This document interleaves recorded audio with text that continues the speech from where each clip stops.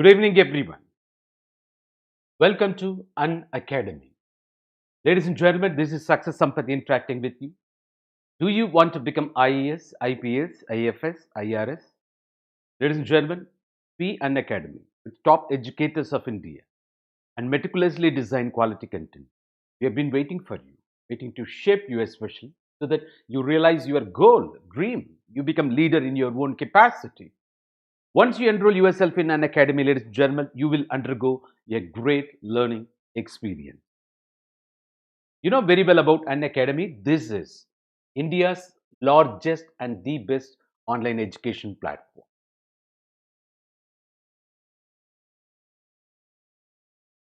What are the benefits you are likely to get once you enroll yourself in an academy? If that's going to be your question, ladies and gentlemen, you've got daily live classes. You can chat with your educator. You can also engage in all round productive discussions. And you can also ask your genuine doubts and participate in the answers polls.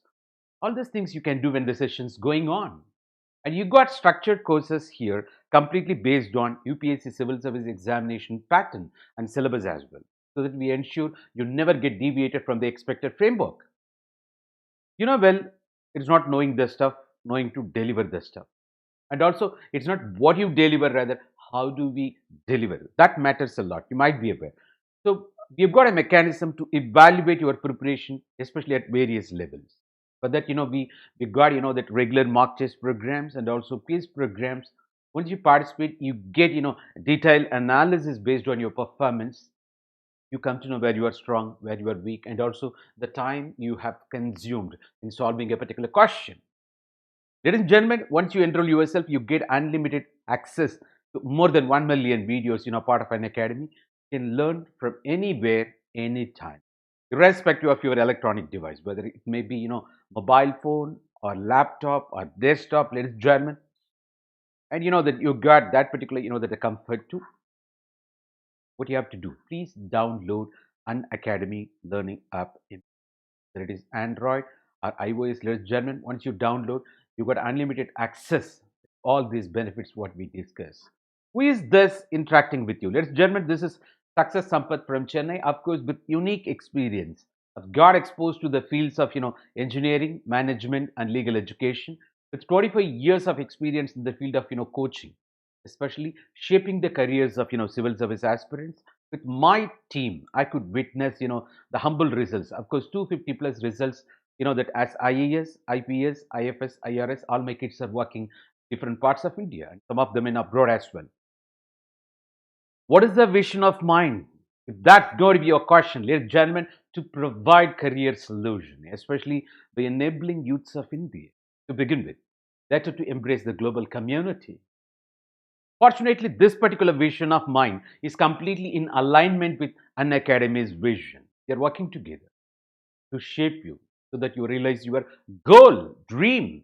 Ladies and gentlemen, you can also reach me through Telegram channels or even YouTube channels, part of an academy using my ID, say Success Sampath or Sampath Irvengitam. Right? Yes. It's not only me, more than 100 plus top educators of India, part of an academy, waiting to shape you. You know that once you enroll yourself in an academy. Ladies and gentlemen, under UPSC Civil Service Examination, we've got two major programs. One is Plus program, another one is Iconic program. The Plus program, of course, you got all these, enlisted live classes, schedule, of course, the unlimited practice sessions, and you got structured schedule mechanisms, and it whatever may be your time available and availability and the budget, that you can choose the program, choose what suits you. Of course, ladies and gentlemen, from 1 month to the maximum 36 months, of course, 3 years for that, you've got program. Of course, that it's that not only for general studies prelims come mains, you can also go for subject specific module and also for optional subject, ladies and gentlemen. And more than this, we strongly recommend Iconic program. If you're going there, please use my referral code, say success, to avail maximum 10% discount. You know that it's that way. As I said, more than plus, we highly recommend Iconic program because it has got the unique feature. You will be allotted a personal coach, a mentor, understand your nature, to suggest study plan accordingly, and also to train you on everyday basis in terms of answer writing practices.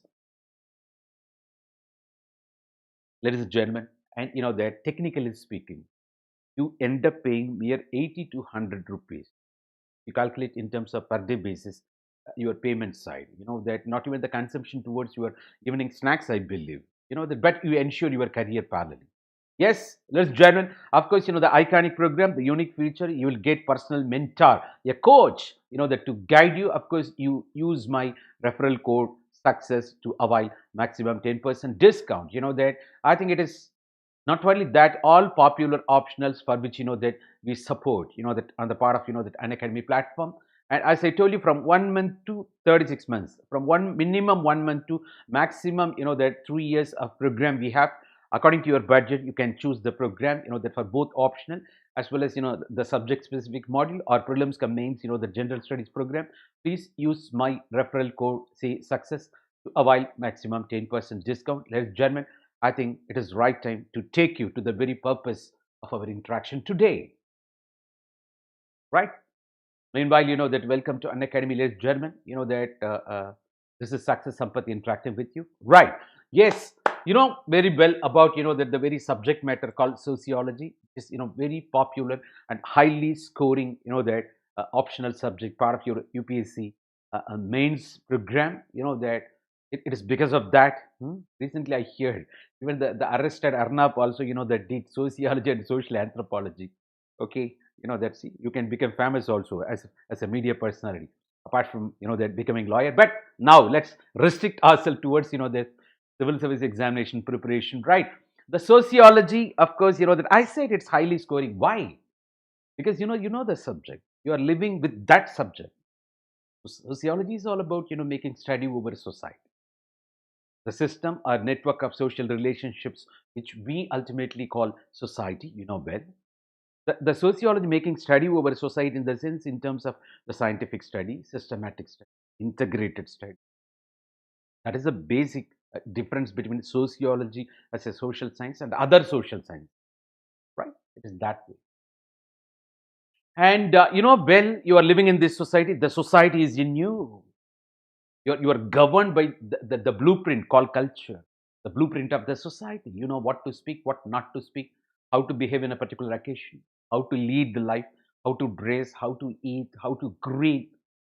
And because of various social institutions part of the society, you call marriage, family, the relationship, your kinship, your education institution, economic institution, political institutions, and even your the modern day world, of course, social media, all trained you, that socialized you in such a way. Otherwise, in common parlance, you call brought up. The outcome of your personality, it's because of the conditioning, social conditioning you got exposed. Otherwise, the very socialization, which is in turn the combination of both, that institutionalization by the institutions and internalization. You take in, you internalize, both put together, that the outcome, this is what me, this is what my personality. When you say it this way, is it not outcome of your socialization?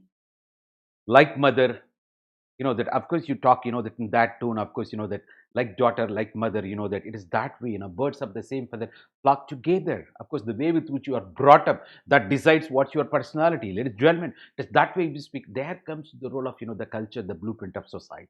Of course, that it is that way. What I'm speaking, it's not new to you. You know everything. Actually, I'm cheating you. The name of sociology, that I'm not teaching you anything. I'm, that because even if you watch all my previous videos, that you will come to know, everything. The name of sociology, I simply connect your understanding with a formalized syllabus on the part of UPSC mains. I suggest you, that few nomenclatures, the keywords, not only that, the perspectives I'm talking about.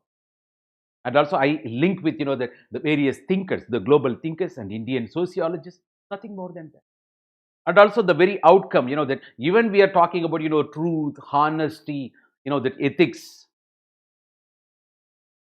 not getting influenced, free from bias, free from speculation in our day-to-day life, that even part of journalism, part of, judiciary, part of day-to-day activities, wherever we go. Same is the case. Sociology is emphasizing the byproduct of sociology is called objectivity. Never take sides. Parallelly, the two sides of a single coin. You understand the truth. How? scientific study, systematic study, integrated study. By applying the methods of natural sciences, you make study over a society so that the very report, the sociological report, what you get is precise, accurate, value neutral, free from that influences, speculation, prejudices.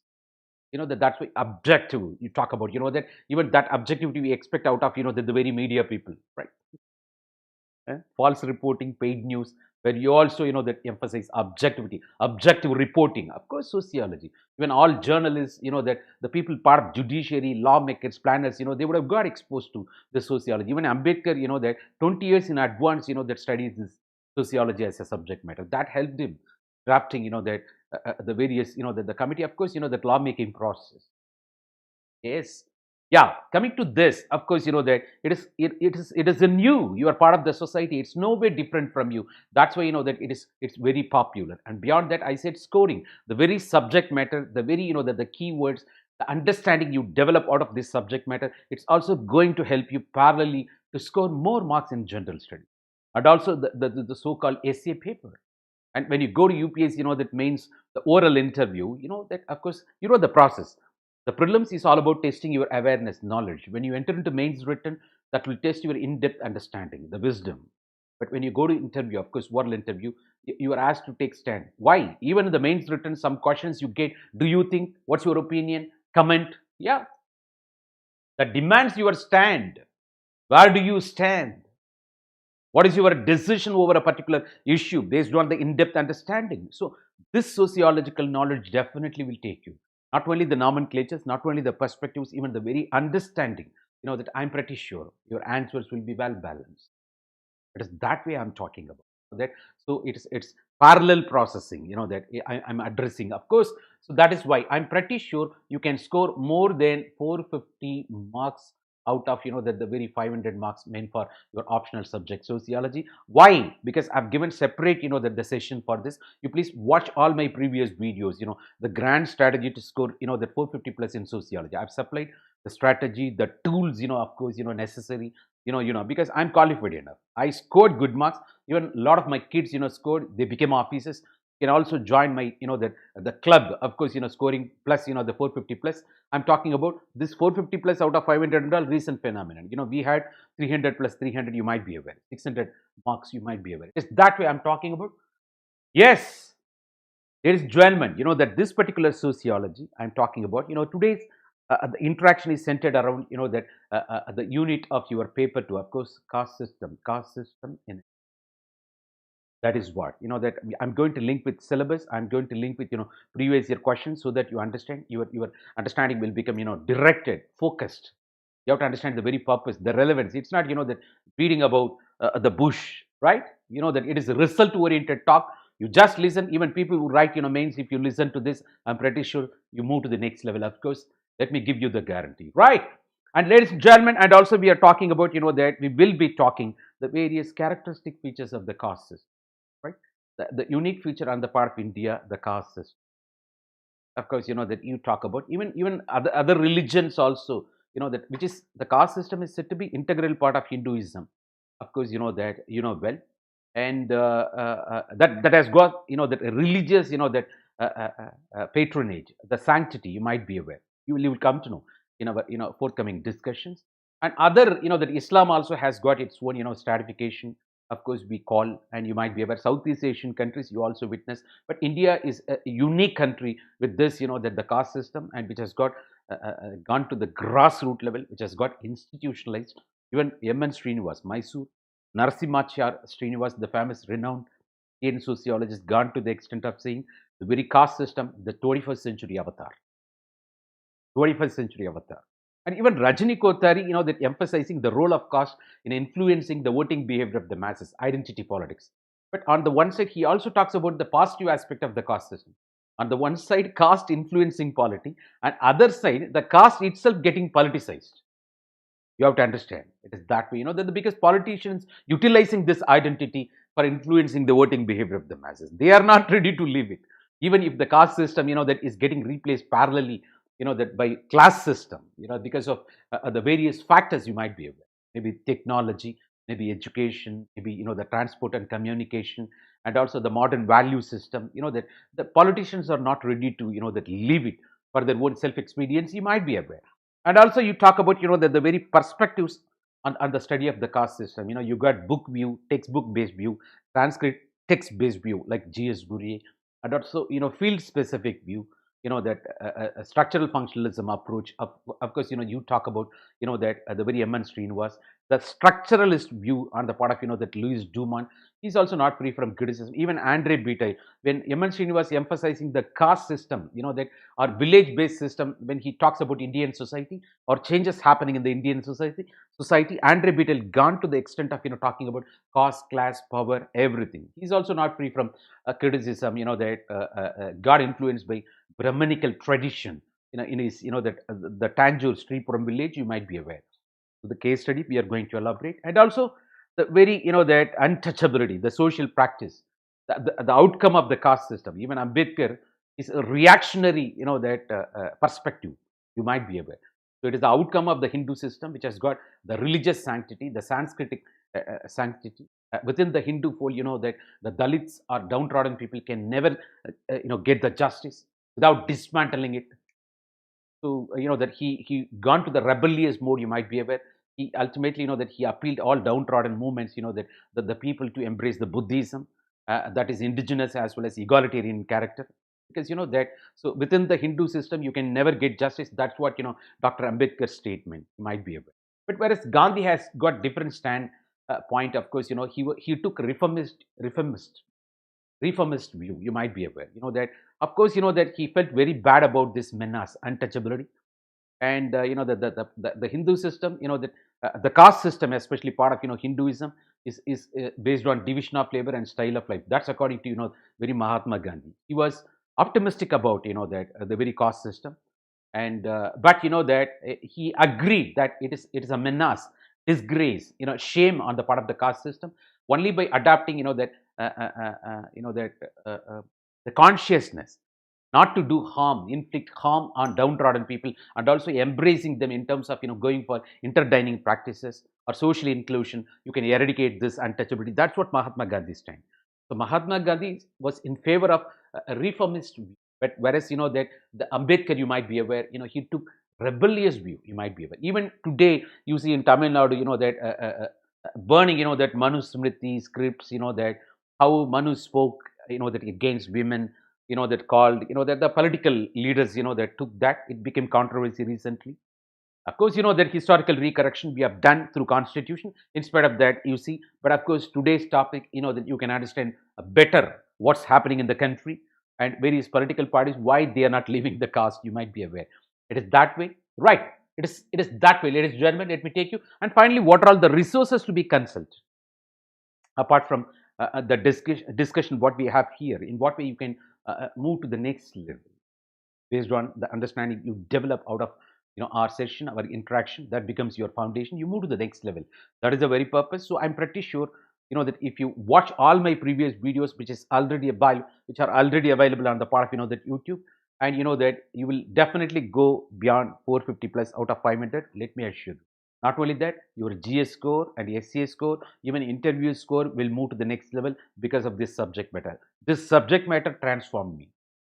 I'm basically engineer, as I told you, right? And apart from my exposure to that the very legal education and management education, but sociology to the core transformed me. That I could transform my kids also parallel. That all my students. So I think I'm pretty sure you can. Let's move to. Of course, we spoke enough about that the very sociology, why it's very popular and highly scoring, and also that 450 plus out of 500 possible with my technology. You please watch all those previous videos. Right. Of course, the very syllabus. This is about paper 2. Very well. The very, that even the very basic key concepts I discussed. You watch all those videos and perspectives and various thinkers, global thinkers, Indian sociologists, global sociologists. You please watch all those videos. You will come to know. So all those, that the perspectives and global thinkers, basic keywords, when you apply in Indian context, that's what your paper 2 of sociology. That is otherwise called, this is what the title. Paper 2 of your sociology paper is Indian Society Structure and Change. What is the structure of Indian society? how the very Indian society is undergoing phenomenal change culturally, structurally, functionally, where that the studies, that sociological, that reporting by various Indian sociologists like G.S. Gurye, M.N. Srinivas, Louis Dumont. That's what. But here in this session, we restrict to the caste system of India. So that comes part of that Indian social structure is caste ridden.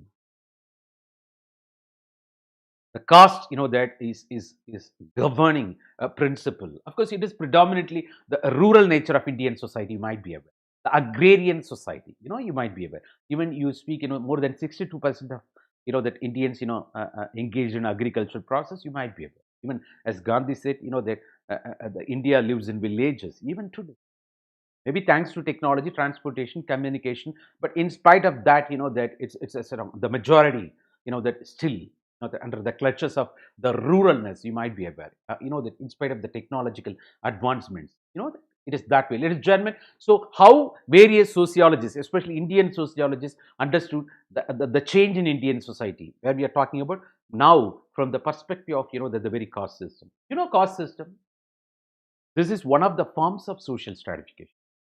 The very people getting stratified in terms of a criteria. The criteria, of course, purity, pollution.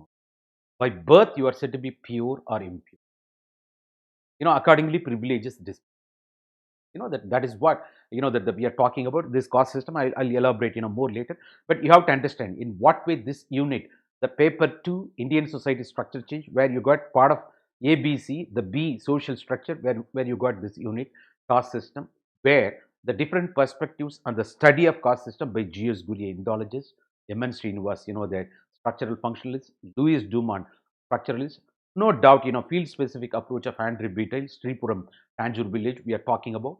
And also the characteristic features of the caste system. We will speak in general. After that, link with all sociologists, what they said as basic, irreducible, the characteristic features of the caste system. You come to know.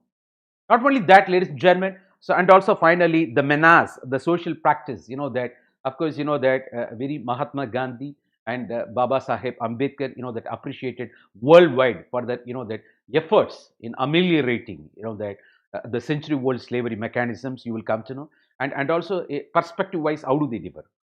That their aim is to eradicate untouchability, and but Gandhiji took reformist view, but whereas Ambedkar took that revolutionary and rebellious that a mode. You might be, paths are different, destination same.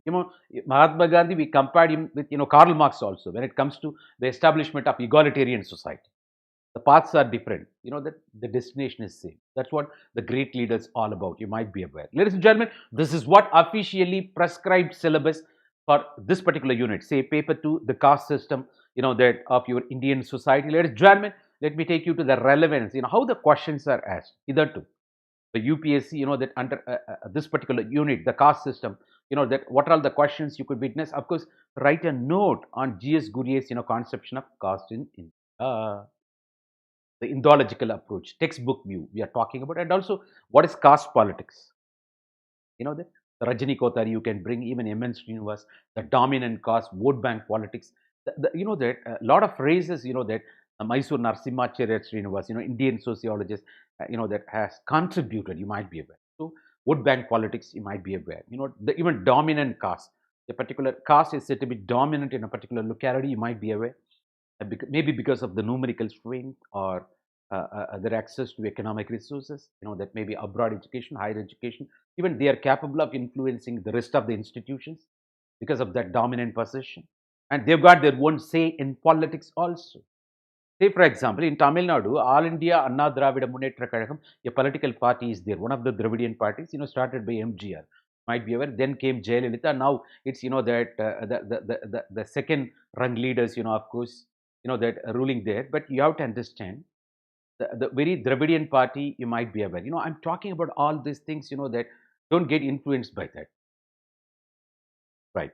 So the very party, that All India Dravidian, the Dravida Munnetra Kazhagam is otherwise called, that Devar Munnetra Kazhagam. A major dominant caste in South, of course, Devar community. That the very ADMK enjoying the support. Maybe it's because of Jayalalitha's, the close friend, of course, Sasikala, responsible for that. Then OPS, Now it's totally different scenario. The party is completely ruled by the Congo belt. Of course, Congo leaders now taking over. Of course, that next election will decide, what's going to happen. Well, so the party completely under the influence of dominant caste. Even another party, it's competing party, of course, DMK, that, well, CN Annadurai, then Kalanger. Of course, it is led by his son, Stalin, you might be aware. So where they are also very conscious to, that exploit the vote of this dominant caste. They also started, that incorporating that they were caste leaders, that the part of the party to establish balance. So it is that way, that the role of dominant caste in a particular locality, the whole India can be redrawn in terms of, dominant caste. You might be aware. Even in the, that Andhra Pradesh, you talk about, Reddy Party, Rao's Party, the Kapu community, Siranjeevi. Of course, it goes like the Lingayats, the dominance in, the Karnataka. You might be aware, and Yadav's dominance in Bihar. You might be aware. The Kurmi, of course, Bihar. That the very, that Nitish. You might be. I'm talking about all this thing. The whole India can be redrawn in terms of dominant caste. That's so their impact on politics, of course. So you substantiate your answer with examples and identities with caste dynamics. We are talking about how they are changing. So it is not caste influencing politics, caste itself getting politicized because of the identity politics, vote bank politics. You might be aware, and representation. Political parties are very keen to represent a particular constituency through the dominant caste leaders, whatever may be the caste ideology, the political ideology. You might be aware. So, what do you understand by the discrete caste and muddled hierarchies? When you talk about caste system, you're going to talk about a hierarchy: Brahmana, Kshatriya, Vaishya, Shudra, and within each and every caste, that each and every caste treated like a segment, the homogeneity within the caste. But between the caste, of course, the conflict you witness, the muddled hierarchy, of course, you talk about. Why? It's because of the inherent seed, the purity pollution notion, privilege, disprivileges, accordingly, social distance, taboo, right? Even a dominant caste, they're trying to enforce authority in such a way. So, substantiate your answer with suitable examples. I want you to understand the question. I'm not answering the question. Even after the session, you just try to connect with question, because there will be separate sessions to answer all questions, previous questions, letter and spirit, with more tools. My purpose here is to make you understand the caste system in India, and also link with how the questions are asked, so that you are more focused. Otherwise, it will be waste of time. I want you to be more focused and result oriented in this direction. Ladies and gentlemen, has caste system hindered democracy? Yeah, of course. Democracy ruled by the people, of course. Ruled by what kind of people? So they ultimately influencing the voting behavior of the masses by caste appeal. Otherwise, dominant caste, they've got their own say at the cost of that less dominant caste, maybe downtrodden in a particular locality. So it's the scuttling the efforts of democracy. Otherwise, so this phenomenon, of course, we are talking about. So an adult franchise also, that we are talking about. Sometimes, even the people got, that represented through caste lines, maybe reservation according to the constitution, they are not allowed to discharge their duties. Maybe Dalit Sarpanch is not allowed. The proxy rule, how they are, that mistreated. The acceptance on the part of the majority community is not happening.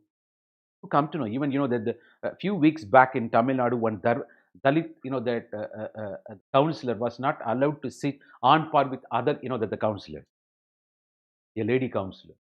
That happened here. You understand the acceptance, that not there. Maybe constitution is there, people's mentality is here. Yeah, the law without social sanction is ineffective. That Supreme Court judgment also. The law without the approval of the people will become, that useless, ineffective. So, say where the mentality of the people may be patriarchal, male dominated, caste bound, tradition bound nature of the people, and also the constitution speaks other way around. Liberal views, liberty, equality, fraternity, it's talking about. You understand the gap, you understand. Of course, the democracy, the letter and spirit, the true spirit of democracy is getting scuttled by, the caste and associated features. Of course, that goes against sometimes, though we prescribed adult franchising, even it is not free from the challenges from the caste system, one of the forms of social stratification. Ladies and gentlemen, and not only that, critical analysis of Andre Beatel's, case study, the Sripuram, the Tanjore village. What happened, right? That he stayed in Agrahar, especially the street, predominantly, of course, the top of the hierarchy, Brahmins live there. but he never entered into, that the downtrodden areas called cherries. Otherwise, that the cherry people were invited to this, that, and he just interviewed, and most of the questions they did not answer. Through common sense approach, he filled that report. So that's why the criticism, the Andre Betel's case study, completely influenced by Brahmanical views, like that, so because the perspectives ultimately, that it is not, value neutral, like you come to know, and that's a criticism we are going to elaborate, of course. And principle of, that hierarchy and the principle of difference is, that in intercaste relations in the present day, you might be aware, how, the very caste system, the very pyramid structure what we are talking about. Of course, I'm going to say the more privileges when you go up, when you come down, more disprivileges we are talking about. Of course, that is the thing we are talking about, the hierarchy and the principle of difference, the differentiation, the social distance, the taboo, and also the restrictions. The taboo, when I say interdining, food taboo, vessel taboo, connubial taboo, in Tanjore, the Pradavannans called unseeables. When upper caste people are coming, they should not, the Dhobi washerman community should not, that should not walk in front of them. They should not come in the view. Unseeables, Andrew Betel case studies.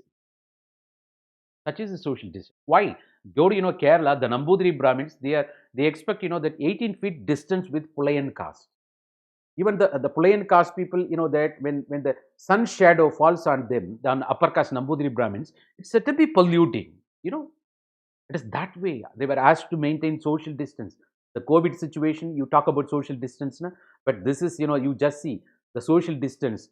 COVID situation, social distance due to medical reason, life reason. But this is for social reason, social backwardness, oppression, suppression.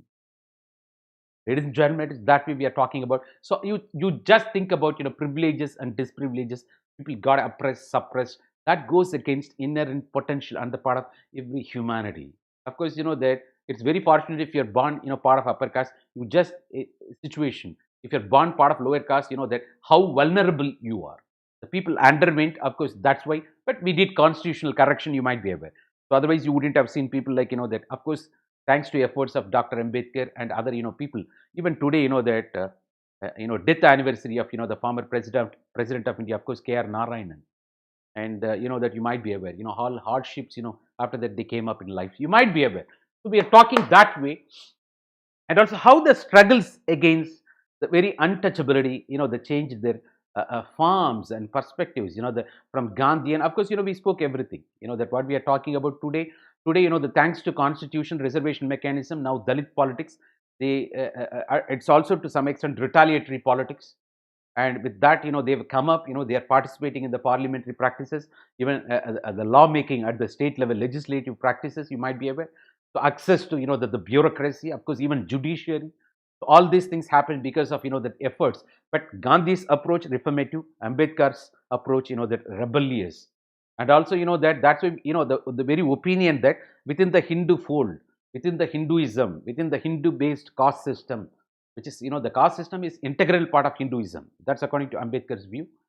Within this system, you can never get justice, so you please embrace Buddhism, which is egalitarian and also indigenous. That's what Ambedkar stands.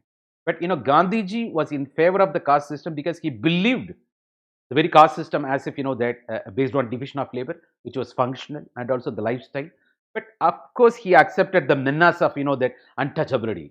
But, that we said, that the people should do away with consciously by going for interdining. And also, I spoke already, you might be aware. So the very differences we are talking about, even Article 17, abolition of untouchability, even scheduled caste, scheduled tribes, prohibition of discrimination and amendment acts, you might be aware. The Protection of Civil Rights Act, it was called earlier, how they are protected. Of course, the various amendments happening now, that's diluting the very purpose. Even, that few days back, there was a judgment saying that something, that some atrocities done against, the downtrodden people, which is not seen by anybody, because, that there comes question mark, whether it is true or simple false accusation. You need, that evidence, circumstantial evidence. Supreme Court says when there is no circumstantial evidence, mere, that accusation cannot be entertained. All those steps we are talking about, ladies and gentlemen, and not less than the rank of SP, that FIR can be, that initiated. You might be aware. We are talking about. So, in spite of that, that still the views, that to be part of, that the political circle, bureaucratic circle, how the protective mechanisms, social movements in different parts of India, and also how what's happening in Tamil Nadu. You just try to link with it, of course. So it are all political experiences. What are the changes in cultural and structural aspects? That culture, when you say, it's a way of life, style of life. Structural aspects, when you say how it is linked with that all those interrelationship between various statuses and roles, how the roles statuses are changing, or interrelationship existing among at the macro level, various institutions, how they are getting influenced. So culture, way of life, how the dress habits, custom, tradition, belief, faith pattern changing, or structure in terms of interrelationship between various statuses and roles at the micro level. Macro level, you say institutional relationship we are talking about. You have to analyze that way. So since independence, the changes you understand, I believe. How Baba Sahib B.R. Ambedkar identified the features of the caste system. Of course, that we spoke how it is different from mainstream treatment. Mainstream treatment, that of course they say it is, that Manu, the Sanskrit text based. Of course, that something, that given by God also some opinion. How the people born in the head, shoulder, thigh, and feet accordingly the characterization. You're going to watch all those, that different diagrams of Brahma. That the very belief system that ruled the past, the ancient version, the very caste system which got crystallized the later Vedic period. Of course, even today we are fighting against that particular menace. Of course, it's not new. What estate system, the Europe, the counterpart is caste system here. Of course, that. See, that is what I'm saying. Social stratification is universal. The criteria may differ from one society to another. Of course, you talk about caste system in Indian context. In other contexts, it is class system.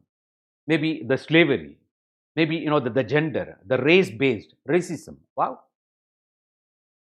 Don't say only it's Indian phenomenon. Like that when there was South Africa, that there was a social summit. Of course, Indian Dalit leaders participated in the South African, the Durban summit. That you people are talking about apartheid, racial segregation, racism. You come to India.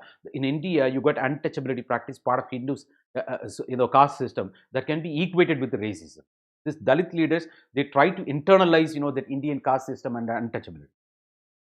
These are all the efforts you have to understand, that. But I'm not, the point is you understand these are all the things happening. Of course, that it's globalization of, the domestic issues. Otherwise, we are talking about so historical. But no part of the world is free from this kind of oppression, suppression, or I'm not justifying by saying that, that the observation I'm talking about. So social stratification is universal. But in Indian version, of course, the forms of or dimension of social stratification you witness in terms of the caste system, which is 100% enjoying the sanctity of religion, Hinduism, no doubt. The Manu version, Manu Smriti, but there are different kinds of Manus in different periods. You will come to know, that even Avayar in Tamil literature, that people say four kinds of Avayar. Huh? You will come to know it is that way, that the history evidence speaks finally. Right. So discuss Andre Betel's, that accounts of relationship between, the caste, class, power, that this is all specific in-depth study, that of course you will come to know. But in my session, that I'll try to present the bullseye's view over, the very caste system in India. But the question-based discussion, I will supply more tools in the future session. And you have to watch those videos also parallelly. But I want you to understand how the questions are framed vis-a-vis this particular unit called Caste System in India, the paper 2 of your sociology subject matter. And Louis Dumont, the structuralist view, his perspective on Indian caste system, how, what he says, that's based on the purity and pollution notion. It's otherwise called purity and pollution, opposing, the two things opposing each other, binary opposition concept, polar opposition concept. We'll come to know. So we are talking about it. Of course, how Gandhiji was trusted by untouchables. Why? Because that he was empathetic. That he shared. That the empathy and sympathy. Ultimately, that he could understand the problems. That's why he gave up his lucrative business, gave up his that the dresses. That extravagant dresses. That for that he was criticized also when he went for second round table conference. You might be aware the Winston Churchill, then Prime Minister of that the very UK, called Mahatma Gandhi. He rejected to speak with Mahatma Gandhi because of his attire, the dress style. Why Gandhiji, that took that dress style? Because he had empathy towards downtrodden people. When my fraternity, with this much of dress, how come? You can even Tamil Nadu CNA Annadurai, the ex-chief minister, he said once he visited, Kolar goldfield, how people are struggling to get iota of gold. He gave up, his the gold ornaments wearing practice. These are all the things you come to know. The simplicity. Otherwise, people want to be empathetic towards the majority people's feeling. Gandhiji gave up that attire, became very simple, and also took part Sarvodaya movement. He used to stay with that for the cause of that downtrodden people, in the huts of downtrodden people. But he was criticized by Winston Churchill when he went there, the second roundtable conference. He gone to the extent of saying, "You might be aware, I don't like to speak with that half-naked fakir." That is a statement of Winston Churchill. Okay, but he may not be, that he may not be appreciating Gandhiji's, that history never speaks much about, that Winston Churchill, but it speaks more about Gandhiji even today. Why? It's because of Satyagraha, Ahimsa, the tool, the sacrifice. You might be aware. So why? It's because of the sacrifice. That too with the weapon Satyagraha. That demands courage and a lot of sacrifice. That he walked the talk. That you might be aware why, how Gandhiji, because one mother took her son in front of Gandhi, asking, that people are saying you are a great person, and everybody listening you. See, my son, he's taking much sweets. You ask him, you tell him not to take much sweet. That's the statement, that lady made in front of Mahatma Gandhi. Gandhiji listened very passionately, listened that particular, mom's. Then ultimately, that Gandhiji requested the lady, the mother, that you please bring, you come back, after 14 days with your son. So ultimately, what happened? 14 days gone off. So after 14 days, this lady took her son again, went to Gandhiji, meet to Gandhiji. That time Gandhiji said in front of her son, that beta, jada mithai, eh? It is that way, mat karo, it is that way, whatever maybe you understand the Hindi, that please don't take much sweet. That's not good for health. That is a statement made by Gandhiji in front of the kid. So the mom got irritated. This particular statement you could have said 14 days back. No, why you took 14 days to say the very simple statement?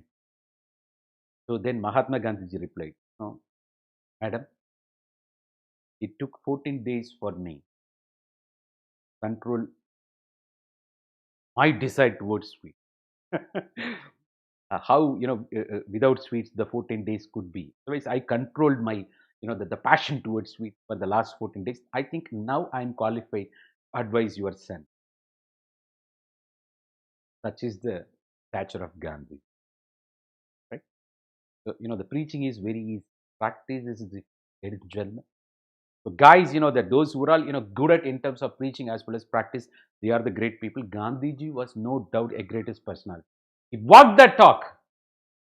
He became, that example. He led the whole masses of the India, that especially, that when we were under subject to the exploitation. He led by example, by deeds, by speech, by performance, by life, by culture. So that when you are truth, when you are truthful person, of course, we know that ultimately, you will be recognized, that as honest person. And the honesty in the long run, you will be recognized as man of integrity. That ultimately instilled, the trust in the minds of people. He started developing confidence towards him. That is why it became, that a single person led, mass movement. You have to understand, even untouchables believed Gandhiji. It's because of his, that the words and deeds, were matching.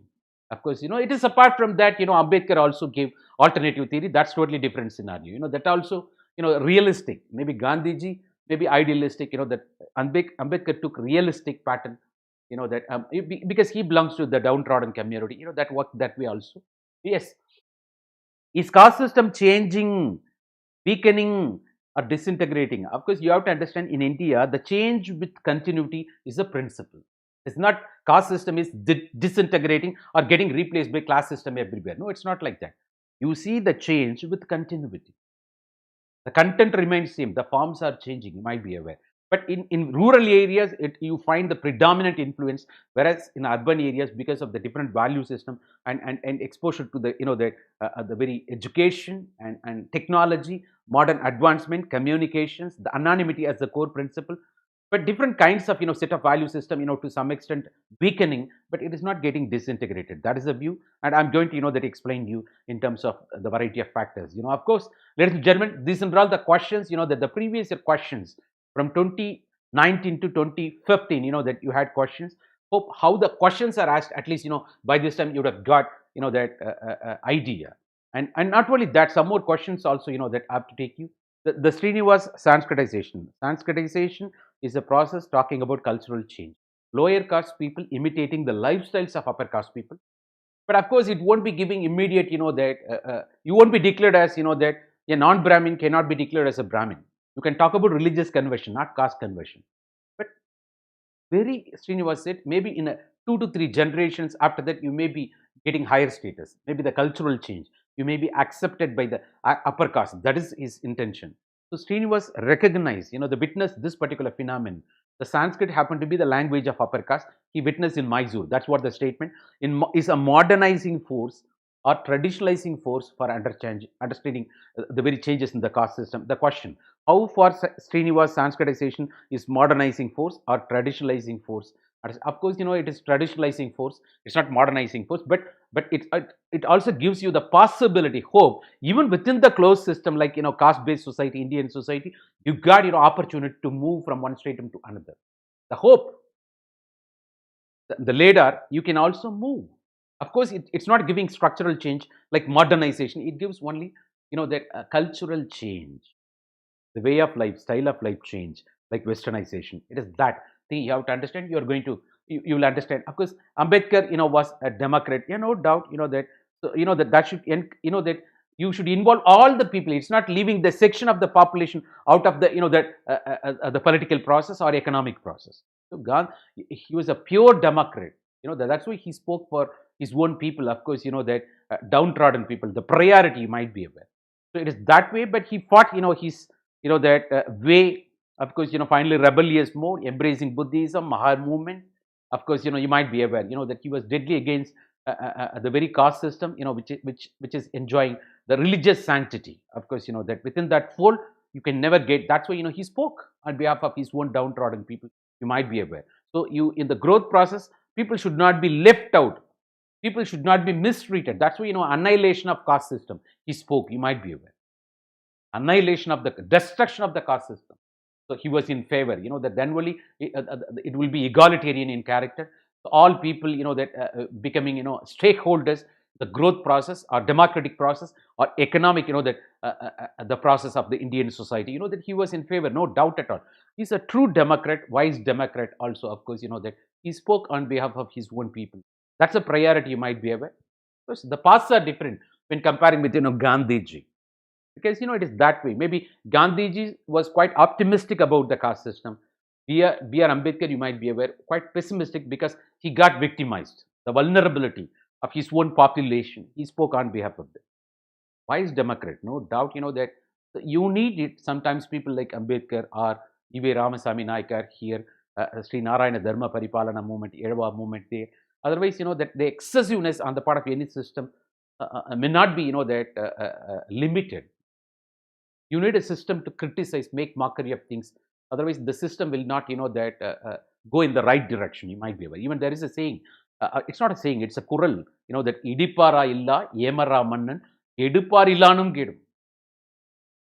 If the king is not having the council of ministers to advise, to criticize, even constructively, that otherwise the king may not be traveling in the right direction. That goes against the very administration, you might be aware. The same way, in different parts of the histories, that we had social reformers, the different parts of the different time period, of course, that the checks and balance happen in Indian society, which is predominantly, that influenced by Hindu way of life, Hinduism, of course. Of course, the very Hinduism itself, that a tolerant religion, for your information, that accepts, that all different paths are leading to same destination. That is why even after 800 years of the Mughal rule or 150 years of British rule, it is surviving. You have to understand, that. But the Sarva Dharma Sambhav we are talking about, it is unfortunate, the misinterpretation, that or rigidity on the part of the caste system, the later period, that you might be aware. All these things we are talking about. So nothing is absolutely correct, nothing is absolutely wrong. The context decides what is right, what is wrong. This is what called cultural relativism or objectivity on the part of sociology. It's not simply carried away by the influences. That you have to that do research on that based on empirical evidence, and also understand the historical context. So it is not talking about Manu Smriti, what he said those days, that in modern context, will you punish all those, that upper caste for that particular people? They are your fraternity, right? So that's very bad. Something happened, that centuries ago, someone did, that wrong. And that, of course, we did historical correction by constitutional provisions. And for political expediency, it's not, that looking at all those upper caste people with suspicious attitude. That's very bad. And what you are doing hitherto, especially during election time, that's what I'm talking about. Various political leaders, it is their intention is not to bring social justice. Of course, that personal expediency, personal benefit, that we these guys are, ladies and gentlemen, we are talking about it. Please understand objectively. Don't get influenced by all these, that political expedient people, opportunistic politics. Of course, ladies and gentlemen, that clarity you get because of the objectivity on the part of that the very sociology that which speaks about value neutrality. Ladies and gentlemen, is caste system changing, weakening? Of course, that we spoke, that integrating. I think, the very question we already touched that. This particular question, it's getting repeated. Of course, that I got influenced. That, ladies and gentlemen, so changing, weakening, it is not disintegrating. Of course, it is changing, it's parallelly weakening.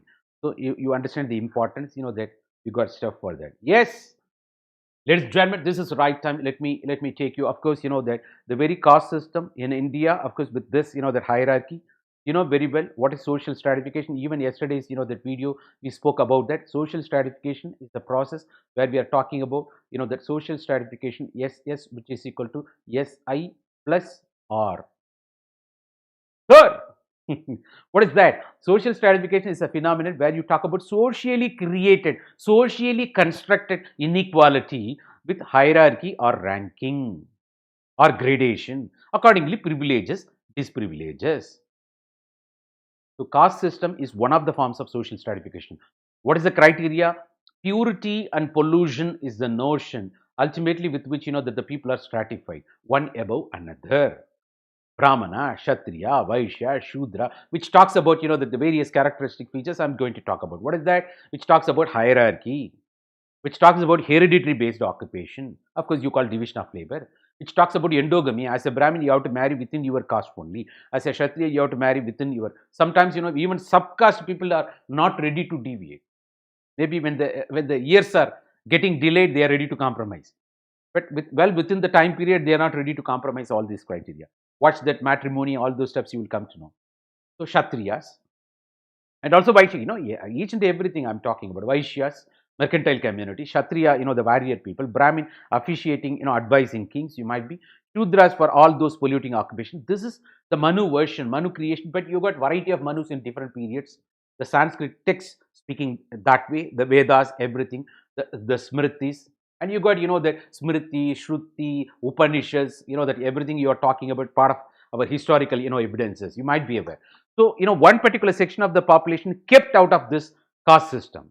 That is, that outcast called Chandalas. In the old Tamil movies, that Kannamma, I think, Pavi Chandala. You would have heard that statement. I got that meaning, that later. Chandala. Chandala means outcast. Hello. It is that way, they are not even brought under this. You just how the system that goes against inherent potential of every human being. Of course, that was working those days because it was completely based on division of labor. It became functional. That it was working. That even the judgment system, what we are talking about, caste based. That intercaste, interfamilial, intergenerational relationship, not based on economy. Even I could witness in my rural locality, that when in my young age, my dad used to, that during cultivation period, he used to say, come on, give, 3 packs of, bags of paddy to him. Who is that dad? I'll ask. That they are washermen community. That they are barbers. I personally witnessed that. They are not paid in cash, but they are paid in kind. Of course, upper caste people, they have to take care of, that other caste groups. It is intercaste, intergenerational, interfamilial relationship. And my dad is no more. All my family members, that my brothers, it's responsibility. When any one of the, that even the serviced caste, servicing caste, judgment, come in, judgment versus come in, the relationship. That's what judgment system, part of the caste system, even, that you witness today in the rural areas to some extent with change and continuity. Of course, they started giving money also nowadays. So upper, that the patronage caste, that the upper caste people, they happen to be patrons for the lower caste people or servicing caste. That the upper caste happen to be serviced caste. This sort of system. So it was working very well those days. Never came conflict. But over the days, there came, some sort of rigidity because of the thing. People who enjoyed the service, they started feeling superior. The mistreatment to, that other commune caste, that resulted in, you might be, over the days, exploitation, oppression, suppression, the proportionate patronage is not there. Otherwise, maybe the exposure to education, the advancement, communication, the individualism, the spirit of, that, of course, that the fundamental freedom, thanks to constitutional reforms, right, all this ultimately diluted, you might be aware. So the beginning, it was, that based on division of labor, it was functional. So caste system as one of the forms of social stratification is this, you might be aware. This is the thing, the unit I'm going to elaborate from different perspectives. Yes, let's come back. The various features of the caste system, characteristic features of the caste system. In general, we will speak. After that, we have to talk in terms of, that specific, restricted to, that each and every Indian sociologist we're talking about. Ladies and gentlemen, that's what your syllabus, you have to understand. First, when we talk about, the first characteristic feature, the segmental division. The whole society got stratified this way. Segment. You got 4 chaturvarna. That a particular section of population kept out of even this, against this chaturvarna, called untouchables. Of course, that the Dalits you call outcast. You talk about it is that way. So that's within, that within that particular segment there is homogeneity.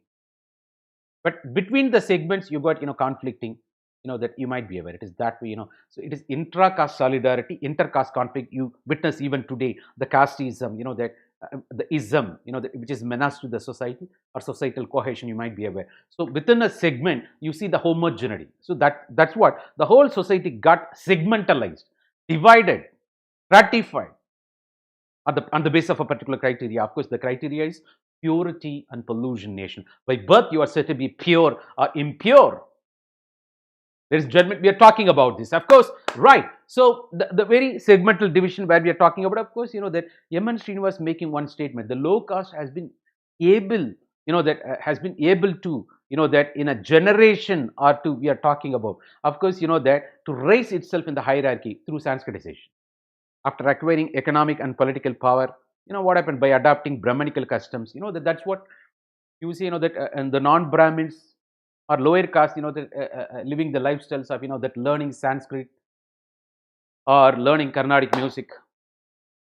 So you talk about, Shyamala Sastrigal, Muthuswami Dirshida, Tyagaraja Swamigal, we are talking about the Tiruviyar based, the Carnatic music, we are talking about even non-Brahmins.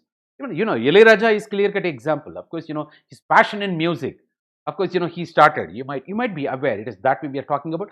So, that maybe he was given kumbh respect, the Kumbha Maryada in Tamil by, his own guru, T.V.G. Gopalakrishnan, after his symphony. He may be belonging to Dalit community, but the ascriptive status, but achievement status, his passion, involvement, excellence in music. Of course, cine music and other albums, that, and he was respected for that. That is the change with continuity. Right, we are talking about, of course, that with economic and political power, that ultimately what happened, right? So the hierarchy in the ladder, you go up. The hope, the immense, though that you are talking about segmentalization, of course, there is a possibility of social mobility. That is what highlighted by M.N. Srinivas, part of Sanskritization measure we are talking about. But M.N. Srinivas did that in his the case study, the Mysore, the cooks in Mysore village. Of course, you might be aware, that.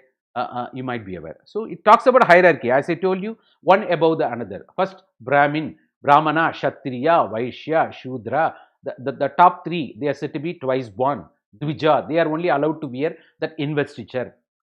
That the sacred, the thread they wear on a particular ceremony. Even in Brahmin today, you witness the Avani Avitam, that the sacred thread, it's initiation to Brahmacharya, student stage, you witness. And you can also ask, that Vaishyas, they wear sacred. That what about Kshatriyas? On the day of marriage, you will be asked, the Bakam Podungo, the Bakam Podungo, that during marriage ceremonies, you would have heard all these, statements. So they are only entitled, twice born. They are said to be twice born.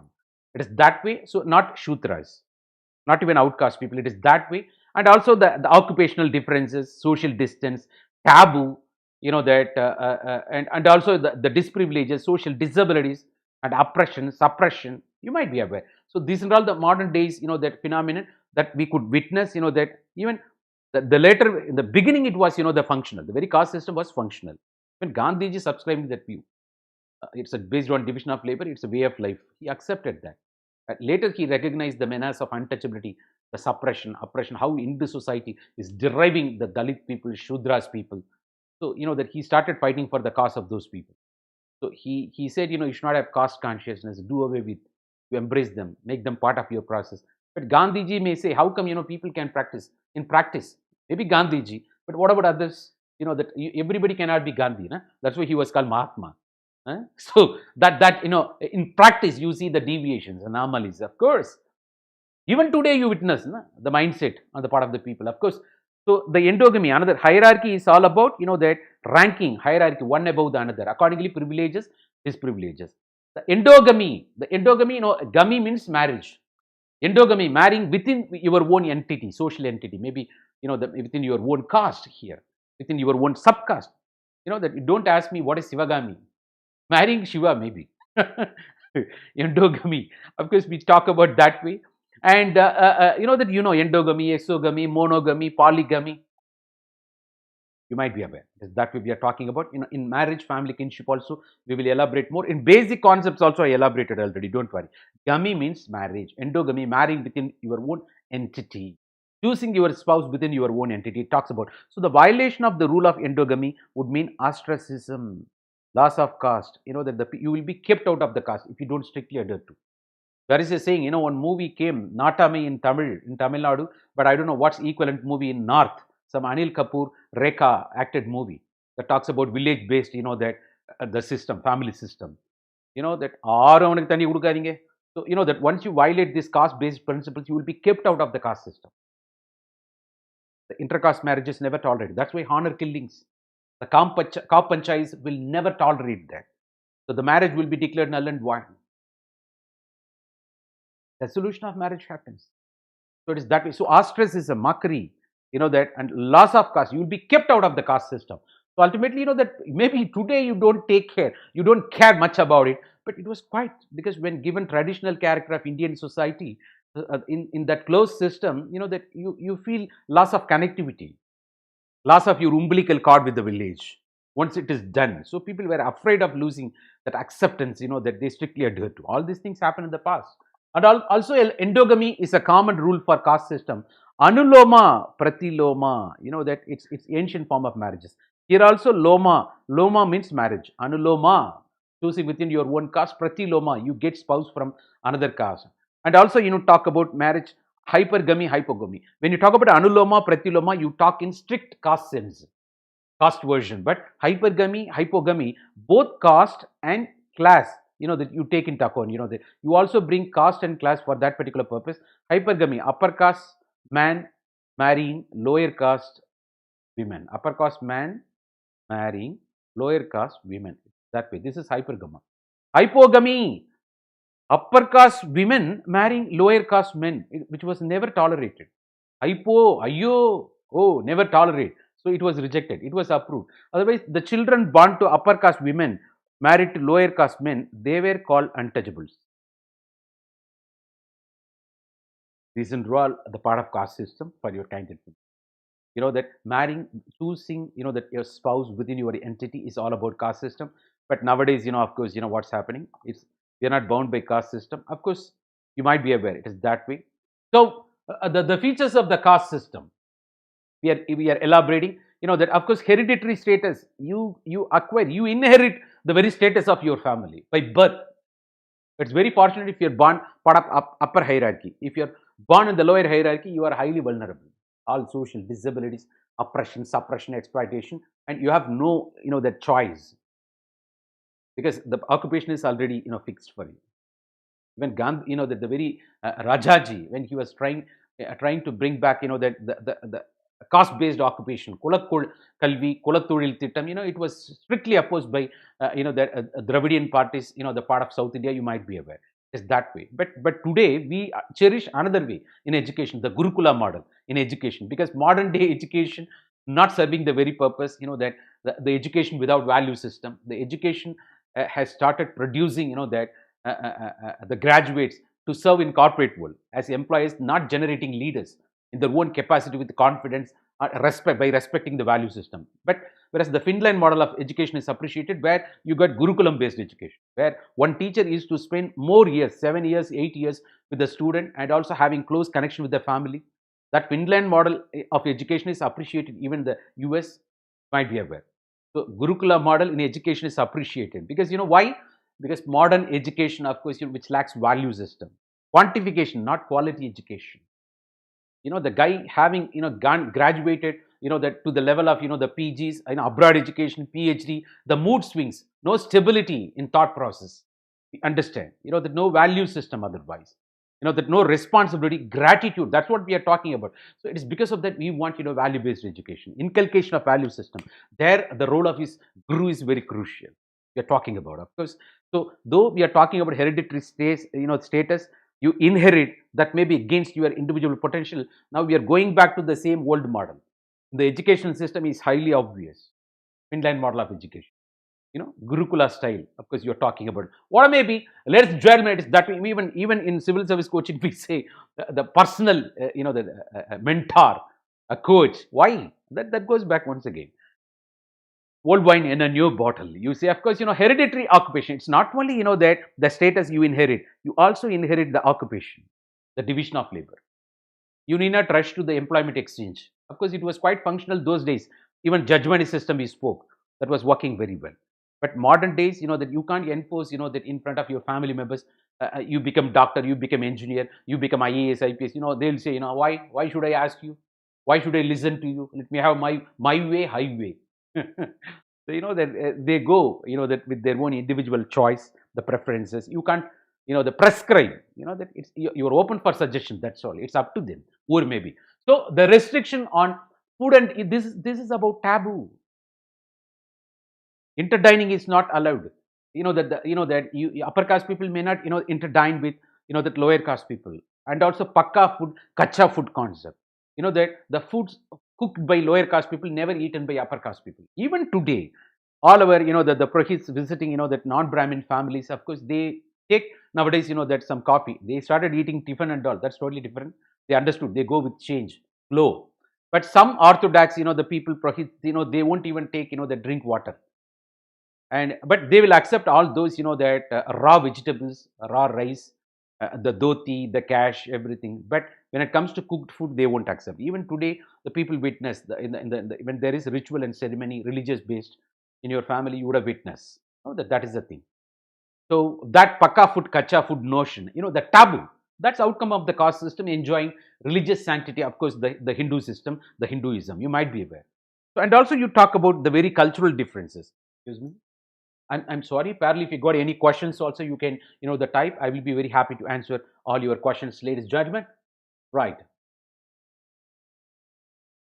Yes, of course. That I don't see questions. Excuse me. 1 second, please.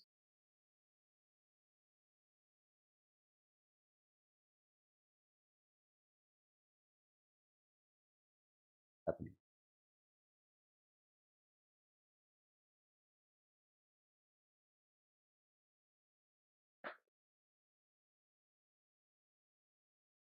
According to Professor Gadia, it talks about the castes are small and complete social. The whole way of life is lived within the very caste. You don't need, because the caste has got a system, and with the support of other systems through judgment system, everything is predetermined. The small and complete social world in themselves, almost like community, it is marked off definitely from another entity. The whole way of life is lived within that.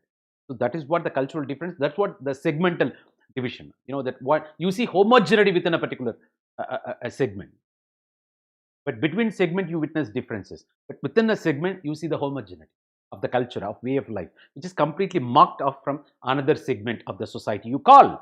Of course, that those subsisting within the larger society, within the larger whole Indian society, a community, you got various segments like this, that you talk about, right? And within the segment, you see the uniformity. Ladies and gentlemen, it is that way we are talking about. So you see the cultural differences between the segments. Even the people not ready to tolerate subcaste.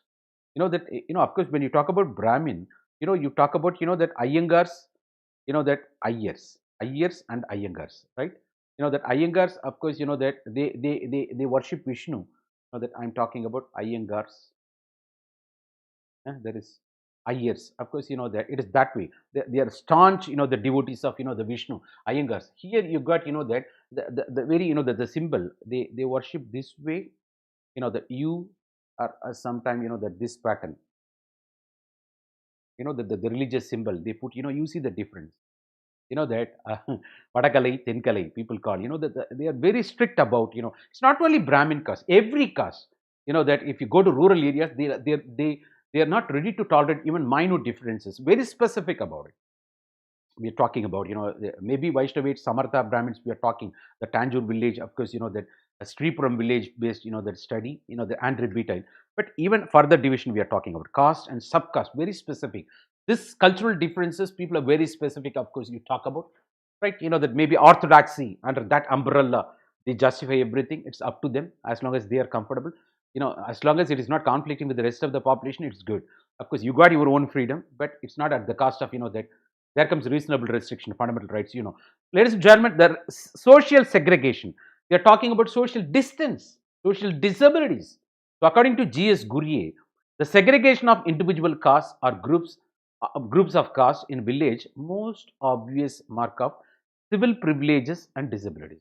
What happened, right? The people are segregated in such a way. When you go up in the ladder, you are more privileged. When you come down, you are more disprivileged. Of course, people further they've got system. The caste dharma, pava, punya, transmigration of soul, they link with religion. You are born in this caste. Maybe if you strictly adhere to all these, caste-based, that ritual ceremonies, probably maybe in your next birth, you can get upper birth.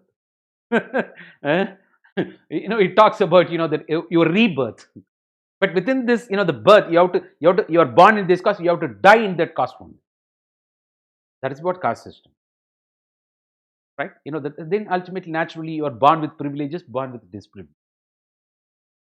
It is the status is ascribed to you, given to you, attributed to you. You can't change. That it is that way we are talking about. That, and it has prevailed more or less definite form all over India. That's why throughout the India you could witness this pattern. So Indian society, the unique characteristic feature of Indian society, of course, the caste system it is still under the clutches of the caste system. Even political institutions are, trying to increase the importance of this system. You might be aware. Otherwise, caste system, according to Rajni Kothari, is getting politicized. It is that, vote bank politics, as said by M.N. Srinivas. And maybe the dominant caste, that's said by M.N. Srinivas. We are talking about, ladies and gentlemen, of course, the features of the caste system we are talking about. That, of course, we elaborate some more features here. The concept of pollution. What is that concept? Of course, that purity and pollution notion. It is binary opposition principle. By birth, you are said to be pure or impure. This notion is a pivotal notion on the part of, the very religion we are talking about. That's what we are talking about. And also, according to the caste, you are given name. Of course, that thanks to all those social religious reform movements happen in South India, especially E.V. Ramasamy Naikar we are talking about, that maybe rationalization. Of course, it's not free from criticism also, you might be aware. We are talking about, ladies and gentlemen, one second. We are talking about that way. See, that except Tamil Nadu, in all states, you will see the names with the caste title. Of course, if you go to Andhra Pradesh also, you see, that Rao, Reddy, Naidu. But if you go to, that Karnataka also, the Shetty, that you talk about, that, various subtitles of the caste system. Of course, that in North, you talk about, of course, that Dubey, Trivedi, of course, even you talk about, that the various caste names, that of course it may be the reflection of even Naraga, that Tatta Ramarao, N.T. Ramarao, that the P.V. Narasimha Rao, it goes, they call Inti Peru, house names. the joint family names, and also it's not free from the caste affiliation, of course. You have to understand. So Narasimha Rao, that Rama Rao, that of course, that Yarra Naidu, of course, that you talk about, that. But fortunately, Tamil Nadu, it is because of social religious reform movements that went against, that the very caste system, and they gone to the extent of, atheist movement. There is no God. Only when there is God, only when you talk about, the presence of the God, you will talk about, ultimately Hinduism, religion. Then you will be talking about caste system. First, that they don't recognize, they attack that pivotal position of that notion. It is that way, that happened in Tamil Nadu, but that's not happening in the rest of the, that never happened in the rest of the societies. Of course, different social religious reform movements can happen in for different purposes, but not in this tone. You might be aware.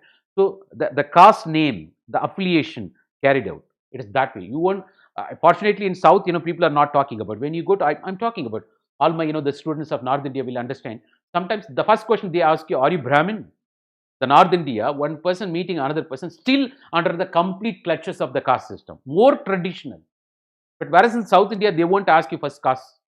But this is one scenario. In another scenario, in the dominant caste locality, in the rural areas, even in the south, where that the non-Brahmins discriminating Dalit caste, that's another scenario. Hello, you have to understand reality parallelly. You don't want Brahminical domination, but you want dominate, Dalit people, the south. That's also happening. See the double standards, not free from double standards. You have to understand. So we have to, that, there ultimately Ambedkar was right. The whole system he was against because of that. So non-Brahmins against Brahmins, but non-Brahmins, they themselves practice this discrimination against, the other downtrodden people. So India do not want to be bullied by the developed countries, but India is, to some extent also bullying its own small neighborhood sometimes. Huh? Huh? Huh? We are also, the double standard to some extent. We also flex our muscle sometimes. Come on, come on. I'm a big man, you show in front of your small neighbor. What is this? Huh? Oh my God, that's the very true nature of the world we are talking about. That's not free from the impact on caste system. Of course, the jati, the jati occupational groups are subcaste. You talk about the caste-based panchayats. That's what kap panchayats. Even in Tamil Nadu, I'm talking more of, because I'm from Tamil Nadu, I'm quoting. Don't feel bad, that. You may not be knowing what's happening in South or Tamil Nadu. Probably it becomes opportunity for you to know more. The caste-based, that murder, the intercaste marriages never tolerated. And, that sometimes that results in honor killings, murder, and the very girls, that accusing, that her own, that father and mom, that are responsible for killing, her own, the lover, the so-called husband, all these things, that the judgments also. And in a Dharmaburi case, Ilavarasan, Dalit versus one, that Vanya community, we are talking about all these things. So that says intolerance on the part of the caste system. People are talking about religious intolerance. What about caste intolerance? Ladies and gentlemen, people yet to come out of that isms. Of course, the jati, the caste-based panchayats, the kap panchayats, they are not tolerating ultimately. So in every region of India, there is a governing body. We are talking about, a board called, the Jati Panchayat. Caste, subcaste we are talking about. These panchayats in different regions and castes are named, that in a particular fashion. Such as, that Kuldriya in Madhya Pradesh and Jokila, in, the names of, the different panchayats in different parts of India, of course, we are talking about. Some offenses, that dealt with by, that especially, that adultery, that the violation of any of that taboos, ultimately we are talking about, and killing of sacred animals. Sometimes, killing cow, you are punished. The Hindu system, that where cow is worshipped, you might be aware. That of course, that mob lynching, you would have heard. That the beef eating practice and associated controversy, you might be aware. Because that Lord Shiva, whose special Vagana, you might be aware. That of course the Nandi, on Pradosham day, how they. But whereas in Islam, diametrically opposite. On the day of Bagri, the Gurbani, they divide the flesh of that the beef, you might be aware, especially cow. That's why diametrically opposite principle we are talking about. Of course, the killing of sacred animals. What is sacred here is not sacred there. The culture varies from place to place, time to time, religion to religion. That's why the clash, you understand the controversy. Of course, that at the same time, government, because of the thing influenced by the majority, they can't decide, what you should eat. Even Tamil Nadu government, some reasons, what time you have to, that you go for, that use your crackers for celebration of Diwali, that the people criticize. Hmm? Also, please tell me parallelly, what time, should I go for oil bath? What time should I eat? What time should I, that eat sweets especially? Ladies, then, that the government entering into the personal space, if it is, as long as it is based on, of course, that to avoid social gathering in the COVID situation, or that it should not create, that more impact on the environmental standards, when the intention is completely based on that letter and spirit, we appreciate. But taking COVID situation, you should not try to consolidate your power, ladies and gentlemen, otherwise you will be thrown out of power. That's different scenario, ladies and gentlemen. Even the very Delhi, and which is well known for, that November December becomes, gas chamber, so they, that prohibited, of course, they stopped the ban on, the crackers and smoke plus fog, apart from, the staple burn in Haryana, the neighborhood states, that ultimately affecting, augmenting particulate matters, you might be aware, it is judgment. So the government versus individual, government should not, that entrench, that ultimately people will throw away, that's what will happen, that goes against freedom of individuals, and freedom also not free from reasonable restriction. It is not absolute freedom you have, ladies and gentlemen. So insulting a Brahmin, that, and punishments awarded, that for outcasting, fines, fees, top panchayats, the jati-based panchayats, caste councils responsible for upholding the values belonging to the caste. Values meant for the caste system are preserving the tradition of the caste. You might be aware, even today it's happening in the rural areas. Otherwise, wherever dominant castes are available. So, you have to understand, ladies and gentlemen, that way. So, that the taboo, you are prohibited from doing certain actions. That's what called taboo. Sociologists have defined caste in terms of, the closed social system. It is a rigid system, closed system. Once you are born in a particular caste, you have to die in that caste. You are not allowed to move freely from one segment to another segment, because except as said by, that immense universe, Sanskritization, that gives hope, that's all. That gives cultural change, not structural change per se. You might be aware, we discussed, that it is that way. So sociologists have defined the caste in terms of closed system, which means there is no freedom of mobility. Otherwise, social mobility is zero. That is what the talk you might be aware. Ladies and gentlemen, caste has been described. The very caste has been described both as a ritual and ideology. Both as a ritual and ideology, which means that we are referring to the crucial, that of course, the very cultural aspect of the caste, that which is regarded as ritual, ceremony, a practice, cultural practice, and also ideology that governs the people. The notion that governs the people for a long time, that governed, no doubt. Even today, you couldn't come out of that. That says, very reservation to address that social backwardness created, socially constructed social stratification, and also associated suppression, oppression we are talking about. It's because of that. Ladies and gentlemen. So caste, that very caste what we are talking about is not a social group, but also cultural group.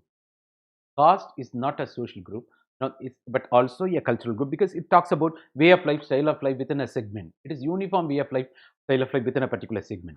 In the sense that caste is distinct style of life, which marks off, that one from another caste. We spoke already, because of the cultural differences. It's almost like a community. Within a caste becomes a community almost, in terms of its lifestyle, belongingness.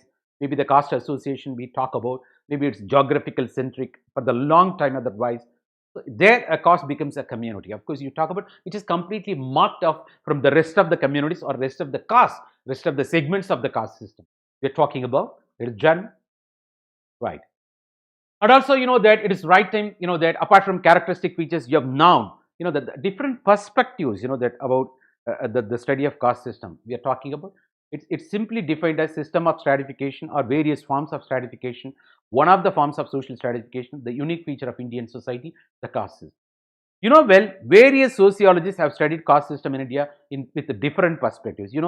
We already elaborated Indian sociologists. Please, that all aspirants, I appeal you that you can watch the previous videos already available part of YouTube for Indian sociologists, Indologists, G.S. Gurye, and also M.N. Srinivas, structural functionalists. Even, that the Marxist tradition in India because of A.R. Desai. We already spoke, discussed. You please watch all those videos also. Come on. So the Govind Sadasiv, that Gurye, G.S. Gurye we are talking about. The founding father of Indian sociology adopted attributional approach. It is given to you. The characteristics or attributes given to you. Attributional approach of the caste system. It talks about hereditary, which is given to you. You can't change. You can't go against it. That it is not achieved status. It is ascribed status. Status given to you. Talks about that way. And also Louis Dumont, that talks about a perspective which is based on the concept of purity and pollution. Purity opposing pollution. What is meant by? What is meant by that? Purity or pollution. So purity opposing pollution is binary opposition principle. Diametric, that it is almost like dipole, binary, polar opposition. The one opposing another. It is that way, that notion. Based on that criteria only, you're talking about the caste system. See how Brahma, it is ultimately equated with the heads equated with Brahmins, the shoulder, that strength, physical strength. Kshatriyas, of course, thigh that allows you to be mobile. Vaishyas, mercantile communities, of course, the feet, which is getting polluted. The Shudras, of course, the menial jobs. Of course, out of this system, you got, that Chandalas, of course, Dalit community. This is what ancient version of segregation of the society, but that was functional based on division of labor those days. That became rigid later. That's why oppression, suppression. That's why constitutional correction. That's why that the social backwardness address. Even today, the reservation related issues coming up. That it's because of that. Otherwise, Dalit politics in the tone of retaliation. We are talking about even some of the political parties slogan. You might be aware. Even Tamil Nadu, there is a party. Adangamaru, Attumiru, Timirielu, Tirupiyedi. Adangamaru, that refuse to abide by, that Attumiru, trespass, Timirielu, be rebellious, Tirupiyedi, retaliate. So the very party slogan itself, that clear, the explanation of, social disintegration. The party's ideology, the slogan itself, the clear-cut example of social disintegration. Maybe hitherto they are oppressed, suppressed. Maybe that's why that they are retaliating. But how come you can? In that sense, you can't go beyond your caste people. If you want to be, embrace the wider community, to be part of the wider community, you should go beyond that. That demands harmonious approach. But all parties based on simple caste, they never grow beyond a certain point. Maybe they can by alliance, they survive by one seat, by suitcase, by some that appeasement. That's what happening. That we know the political corruption, how they compromise. That so you come to know that opportunistic politics. That so it's not with broad vision. It's parochial, narrow-minded vision. Maybe it can attract their own masses, not embracing the whole community. That they may not go long. That the growth gets restricted. Of course, we are talking about. Of course, I don't know. That they have to understand. So otherwise, they want to restrict themselves. They are very happy the comfort with the so-called suitcase with bigger parties. Offering 100 crores, all those things. That maybe survival politics they are doing. Of course, whatever maybe, or attention mongering politics they do. Of course. So it's not against, but you have to understand. I'm just quoting one party. There are so many Dalit parties like that. Of course, that their mode to retaliate back. That you come to know. Maybe it's because of that thing. We are talking about the purity pollution notion. When they get opportunity, that through constitution, reservation, when they come up, they try to speak against another caste also. That's happening. The hate speeches, inciting communal violence.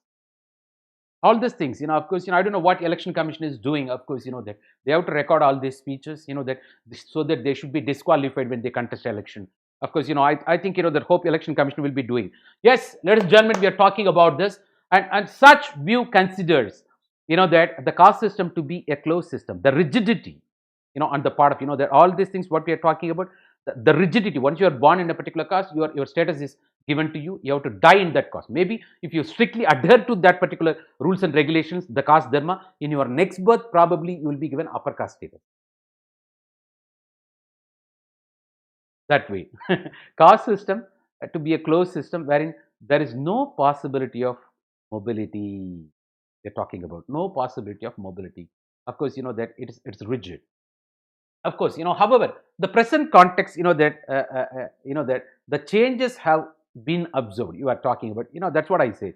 The caste is changing, but not getting disintegrated. Now, with respect to the caste system, Of course, you can ask me how you are saying change happening in the caste system, sir. Yes, the caste-based occupation, judgment system, what we are talking about, the judgment system is that you witness even today in the rural areas, intercaste, interfamilial, intergenerational relationship, where lower caste always serving the upper caste.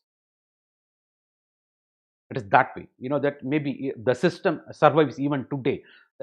But upper caste feels responsible. They feel they are good Samaritan, patron to take care of the downtrodden. The caste the serving them for long. It becomes responsibility. That bond, special bond, not based on economic relationship, somewhat emotional bond also. There comes fight among lower caste families. That if we are always serving them, how come you can? So I've personally witnessed. Such is the loyalty factor. Even today, the rural areas, it's surviving. Of course, that their upper caste people also, they feel they are responsible to take care of them. During their important ritual ceremonies on the part of lower caste people, the kids educating or marriage, they provide all round helps.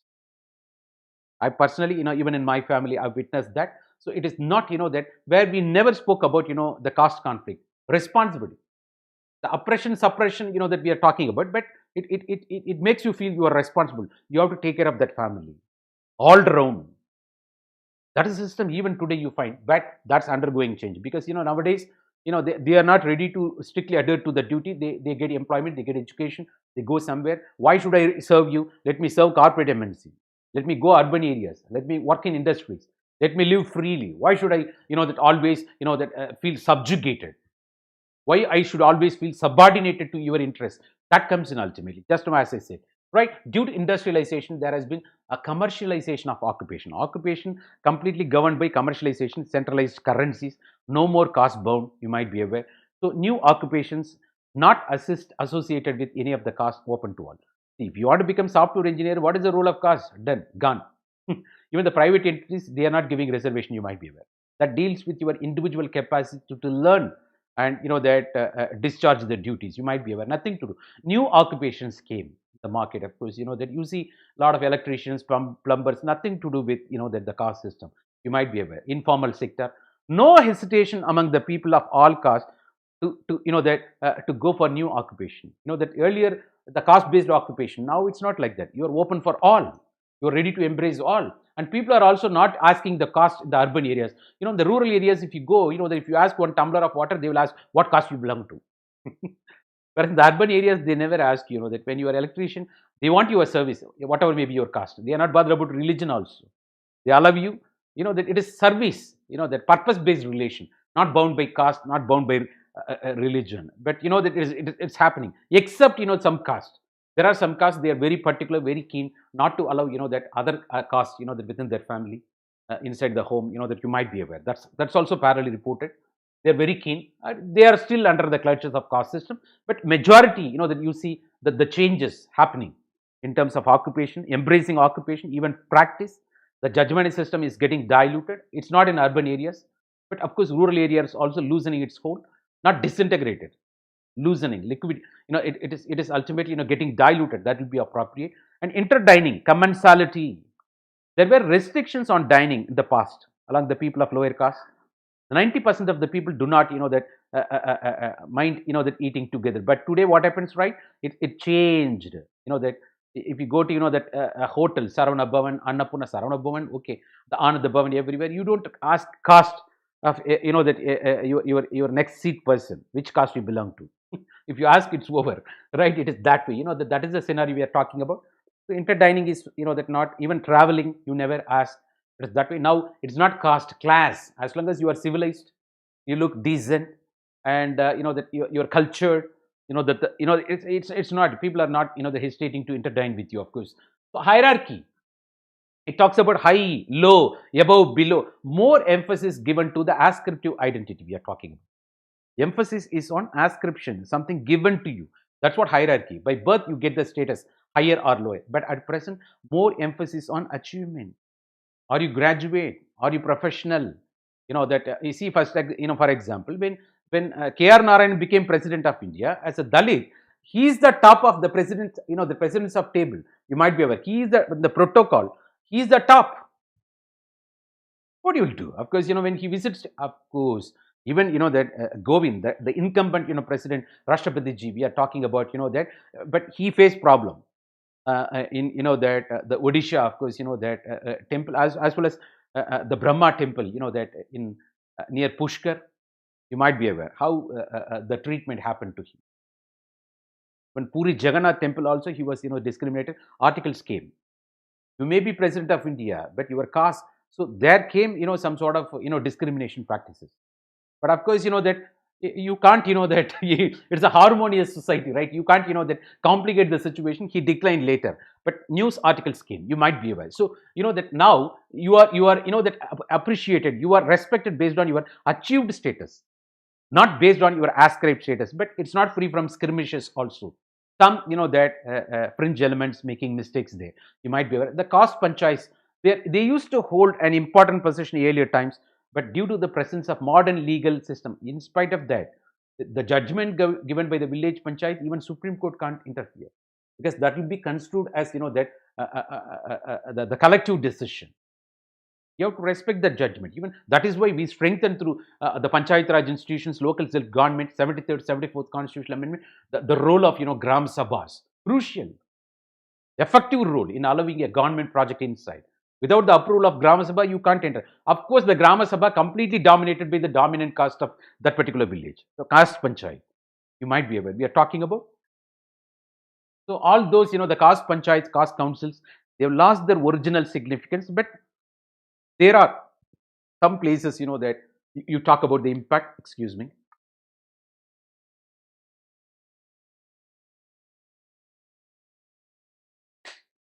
It's German. Yeah, it is that way. And also, that another, that the perspective on the part of untouchability. Untouchables were supposed to live outside the village earlier. You got the idea, na? The place called Cheri. That's what, Andre Beetle case study. The Sripuram, a village near Tanjore. He did not, enter into, the Cheri, because the Agraharam, the Brahmin places he lived, they said, you don't go there. But rather, they were invited to this particular place. That itself achievement. When downtrodden people were allowed to walk in the Agraharam, that itself achievement. In those days, I'm talking about. So you have to appreciate that. What happened, right? So, but they did not answer a lot of questions. They kept themselves mum. That's why Andre Beetle's case study is criticized as if that it's dominated by Brahmanical views we are talking about. Right? What happened? They were living out. Even today in the rural areas, you see the outskirts of the village, the Cheri, the place is meant for the scheduled caste people habitation. Dalits. That they never that in the south 2 tumbler system practice. And also they were never allowed to that. Of course, you talk about constitutional reforms, not free from the impact from the dominant the caste of particular locality. Otherwise, the downtrodden people are afraid of facing the the upper caste people there, because they have to survive there. Otherwise, this house that properties will be that damaged, stolen, and all their women will be misused. I personally seen in the rural areas in my childhood how vulnerable they are, how the that the affluent dominant caste that ill-treating them, misusing them. Because you have to understand. But now the days are gone. That the education, ultimately they come up in life, they take part. And in the urban, the villa, the apartment community, you don't know who is your next neighbor. It's the money that decides ownership of that particular flat. Even banks are ready to, based on your purchasing power, banks are ready to extend loans. So here you can't talk about you won't take that side. Think about central government employees, where you see both Brahmin and that the scheduled caste people, based on reservation, they come to jobs, they sit next to next. Sometimes intercaste marriages between Brahmins and scheduled caste we hear.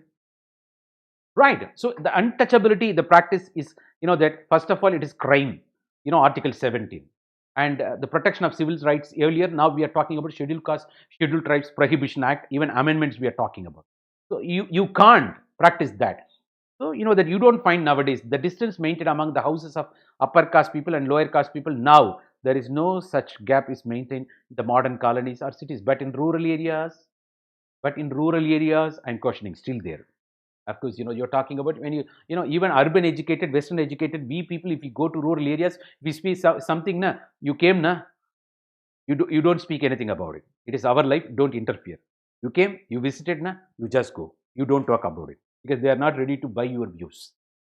They are still under the clutches of that tradition, well, because that has got its own connectivity with political votes. that local politics, you might be aware. So that is what your relatives will say when you go and talk about it. Even if you're educated, if you've got the universal principles, but it won't, you can't sell your ideas there in the rural areas. They won't accept. There are no takers because they are bound by that. Yes, it is that way. So then, of course, the perspectives on endogamy, restrictions on intercaste marriages, we were talking about that. So those days, even the honor killings, even today, that it's not free from those that reported informations. But at present, many people do not have problem going for intercaste marriages, interreligious marriages, international marriages, interracial marriages. Why not? So emphasis that given on class, because nowadays it's marriage by mutual consent, understanding.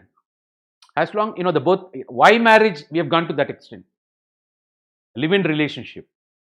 So it's that way, that when, how come you can talk about all those things, all those marriage related, that the endogamy practices now underwent, and also the Hindu Marriage Act, Hindu Succession Act, and we talk about so many things. Of course, the Hindu Marriage Act, of course, intercaste marriages, they're tolerated, legally valid. You might be aware, and also comparative analysis. The present, the very comparative. That the idea that the caste system has been changing. However, it is not discriminating. Though we are talking about the change, from the rigidity, the traditional status, but it is not getting 100% diluted or disintegrated. The change with continuity, you find, that it is that way. The change in terms of culturally, the change you witness, structurally change you witness, and also functionally, the changes you witness. It is not getting, that disintegrated altogether. You might be aware. That there some factors of continuity, that you also see the remnants. That's what I'm talking about. That you see in the rural areas especially, they are still surviving, in spite of the constitutional reforms, that the modern era, the technology, everything, the people are still, even the economic sphere we see, the middle class status gone, but the mentality is not yet. Though you travel in Rolls Royce, Mercedes Benz, you never hesitate to bargain with platform, that the old lady selling lemon, 50 paise, 1 rupee lemon, this guy will be bargaining. But traveling in Mercedes Benz, that is the attitude.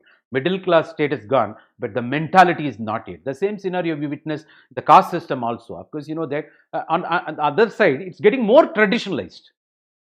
I said this example in my previous videos. I think you believe, the girls, that the very pious girls from, that especially upper caste community, the orthodox we are talking about, working in IT industries, to the level of vice president, even, that the program manager, project managers, they go to discotheque, they take tequila shots and all, the partying, everything they will do. But when they will invite you for a particular marriage, when you go home, even the movies it's portrayed, the story, and they'll be wearing all those madisar, and will be become wango, they edutukungo, but I'm not speaking bad about them. So moment they go back to the traditional setup, immediately they are not ready to give up that rituals and ceremonies. That is the scenario. The deviations are reported in the work environment, the urban centers. When they go back to the traditional, the centers, core centers, they will strictly adhere to that the orthodoxy character. That is the thing. So the factors of continuity we are talking about. It is that way. All those Sandhyavandaram practiced by your own Brahmin friends, you would have witnessed. Even the Purohits, that even you may be modern educated, urban educated, even the non-Brahmins, they are not giving up this practice. The Mahalaya Amavasai, that the rituals and ceremonies for the, that your elder members who are no more part of the family, to appease their soul, to conduct rituals and ceremonies as suggested by your so-called, that astrologist, that he is making your horoscope as horoscope. Otherwise, your horoscope will become horoscope. Hello. Afraid of that, that you do everything. So the factors, that in continuity as well, we are talking about, ladies and gentlemen, this and all, that how the continuity maintain identity, the caste-based identities, even today you witness, still given importance. Sometimes, that the class conflict, that occurred, that the many instances of, that the class conflicts occurred, that during contemporary times, that it's based on that. It is that way we talk about, that the very identity based, the conflict we are witnessing, that talks about the continuity. And also, that the caste association, we are talking about, the presence of caste association. As I said, that even very, the Mukkulatur, Devar, how the Devar Jayanti, of course, he was a stalwart leader, that worked with Indian, very Netaji Subhash Chandra Bose, Pasubun, Muthuramalinga Devar, Ayya. that of course, that down south you might be aware, and well known for, that, he said, that the very spiritualism and nationalism are almost like my two eyes. You might be aware. Is a great leader of, their community. Even today, that how he is celebrated in the south. That talks about the Tevar Mukkulatur Outfits Association. That talks about, continuity. The caste is not getting diluted, because that's a great vote bank politics. Political parties are afraid, that became, controversy also recently. You talk about, people are waiting for controversy. Hmm? So, so that, they become famous, all those things. Caste association, the various caste groups have formed their caste association. They become, the pressure groups. They unite themselves. You here in the north, Kayastha, Jat. In the south, the Tevar Peravai, the One Year Sangam, Dalit Sangam, and minority association. That's religious centric we are talking about. So it is that way. Associations, they've got relevance even now. You talk about, ladies and gentlemen, the caste panchayats, caste councils I'm talking about, they've lost their original significance. But these, that they've not been eliminated. As I said, Dharmaburi incident, one thing happened in Udumalaipetai murder in Tamil Nadu, and a lot of honor killings happening in North India. The very mother will say, the mother of the, that the girl will ask, that her own, that maybe the girl's, brother, the girl's brother will be killing her own sister because she entered into, that intercaste marriages, marriage by elopement, and he will go to jail. The mother of the kids will say, both girl and, the boy, the mother of the kids will, that will say, and my son is my God, because he upheld the value system of our caste system. He's our almost, that Kuladeivam, God. Who is that guy? He killed his own sister because she married a person from another caste. Because the family never tolerates intercaste marriages. Otherwise, you go to the movie, August 15th, one movie came, how the lower caste people are, oppressed, suppressed. What's the vulnerability they have. That is what the nature, real nature. August 15th movie, that you can get clear-cut picture what's happening. Exploitation, and also how the honor, the caste-based honor people are talking about. Of course, lost, that original significance. These have not been eliminated altogether. Otherwise, they try to assert, they become more assertive. They try to assert their, position, and they also act as guardians of the culture. Some movies saying, that anybody touching my own people, I won't tolerate. I will kill them back. Even a cinema hero speaking on behalf of his own, that community, maybe language identity or region identity, caste-based identity. Hero speaks that way. என் பசங்க மேல கைய வச்ச the dialogue, Tamil dialogue. If you attack my kids, I won't tolerate. That hero, the mass hero speaks that way. That talks about, the adulation. Much, that taleva, whoosh happens. How South Indian, the fanatics, you might be aware. Whether that guy going to job or feeding their own parents or not, he will not, that forget, that adulate his own, hero, heroine. That's why the temple built for Kushbu, you might be aware. Oh my God, that pathetic scenario, the command, wake up India, we are talking about. Try to assert that position, that the caste panchayats we are talking about. Of course, the backward class, many caste groups, that trying to get backward class, that status. Of course, see, on the one side, that you see, for the sake of getting reservation. That is why the controversy. The very Dravidian parties, they are banking on the principle. They are against, that the God, of course, that the caste system.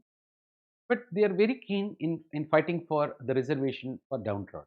When you don't want caste, how come you can talk for caste? But of course, they'll be talking about protective discrimination. People hitherto oppressed, suppressed, they should be taken care of. That justification comes in. So you don't want caste, but you want caste-based reservation. Anomaly, controversy. Of course, we are talking about, right? So that and they have to answer. So what is the point? Many caste groups trying to get backward class status, that to get the benefits of reservation. That one thing you have to understand. See, as I said, there are some people, downtrodden people, part of Hinduism, of course, Dalit communities, SC ST people. They, for the social status purpose, they migrate, they convert to, that other religions. Maybe they become Muslims or Christians. When they come to the public, they will say, I'm so and so, that names of religion. But if you go back, or their, that certificates, there it will be mentioned they belong to Dalit. For the purpose of enjoying reservation, they quote that the downtrodden caste of Hinduism. But when it comes to social status in the public, they will say they are Christians or Muslims. Like, what is this? Why this double standards? Right. Even there are some, even OBC caste, some caste, they are very keen to get the reservation. That we don't want to be recognized as upper caste. We want to be part of, that OBC, so that, we will get reservation. So this is, the political bargaining we are talking about, that you see. The politicization, there has been a tendency of vote bank politics. Of course, that is what we are talking about. The vote bank, to influence the voting behavior of the masses, the castes are getting politicized. So the proportional representation, ultimately, that what caste is predominantly influenced, that having influence in that particular region, accordingly political parties, choosing the candidate to reflect the reality, the ground reality. So caste getting politicized, it becomes, representative then really. Otherwise, that otherwise that particular party may be losing its own membership there. Might be aware, afraid of losing vote bank politics. So the caste getting politicized, as Rajni Kothari said. This was also highlighted by M.N. Srinivasan, the dominant caste. Any political party entering into that particular constituency, they have to respect the dominant caste. I personally witnessed, that local MLA, whoever maybe comes, he will visit my dad, and blessings, that happens with other dominant caste leaders also. I've seen to acquire the vote bank politics. So all these things, of course, but it's still in the rural areas, of course, we are talking about. So because, that numerical strength, the collective mobilization, because in democracy, it's all about majoritarian rule, the majority politics. That not the majoritarianism. Majority rule is a part of democracy, not majoritarianism. There comes responsibility to take care of, that minorities also. With more power comes more responsibility. We are talking that tone also. With concept of Sanskritization, ladies and gentlemen, Srinivas was the first scholar to highlight the possibility of change in the caste system. Because when you say the caste system is a closed system, rigid entity, no possibility of social mobility, otherwise social mobility is zero. So M.N. Srinivas in the Mysore study talks about this, Sanskritization that gives hope. Lower caste people imitating the lifestyles of upper caste people. So different perspectives on the part of study of caste system. I'm parallelly giving you so that you open up, ladies and gentlemen. So Andre Betail, that also presented his view. What is that? The very view, the old caste is replaced by new caste.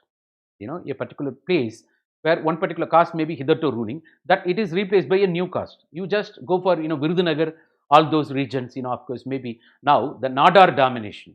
Nadars, and because of their access to, the business community, now they've got political bargaining power. Even the great leader Kamaraj came from that particular community, you might be aware. Now other leaders, of course, you maybe that Pon Radhakrishnan, maybe the Telangana governor, that Sri Tamilisai Soundararajan, Doctor, and even, the current, that some the celebrities also, and some Adityan, Dinatandi, the founder of Dinatandi, Sivandi Adityanar, you might be aware. So that community, of course, the well-established business people, and most of the business establishments in Chennai, because of that Nadar community. Once upon a time, that they were very backward people. Now the Virudhunagar region completely under the domination.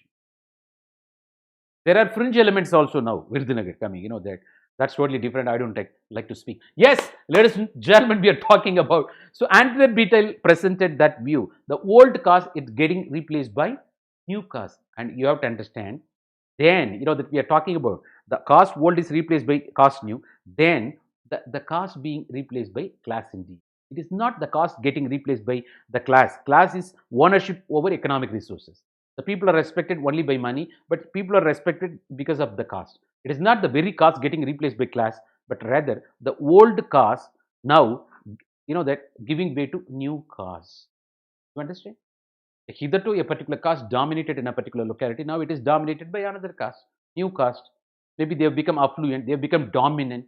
They become, that they've got more access to economic resources, higher education. Maybe they've got political bargaining power. It works that way. Right. It is even that may be applicable to, some areas. Dalits started dominating. That's also happening. Yeah, it is that way we are talking about. It's not restricted to one caste. So old caste getting replaced by new caste we are talking about. So the caste system is changing, but not disintegrating. I'm keep on repeating this particular view. The change with continuity is a clear-cut picture of the Indian society. Cutting across different spheres, you can apply that principle. Otherwise, modernization and traditionalization working in parallel. That is the nature of Indian society. So, and it is now focusing more on secular domain. The caste system is always enjoying the religious sanctity. It is supported by the Hinduism, the Sanskrit book-based view or Manu version, the caste system, religious sanctity you're talking about. Now, people are becoming more secular.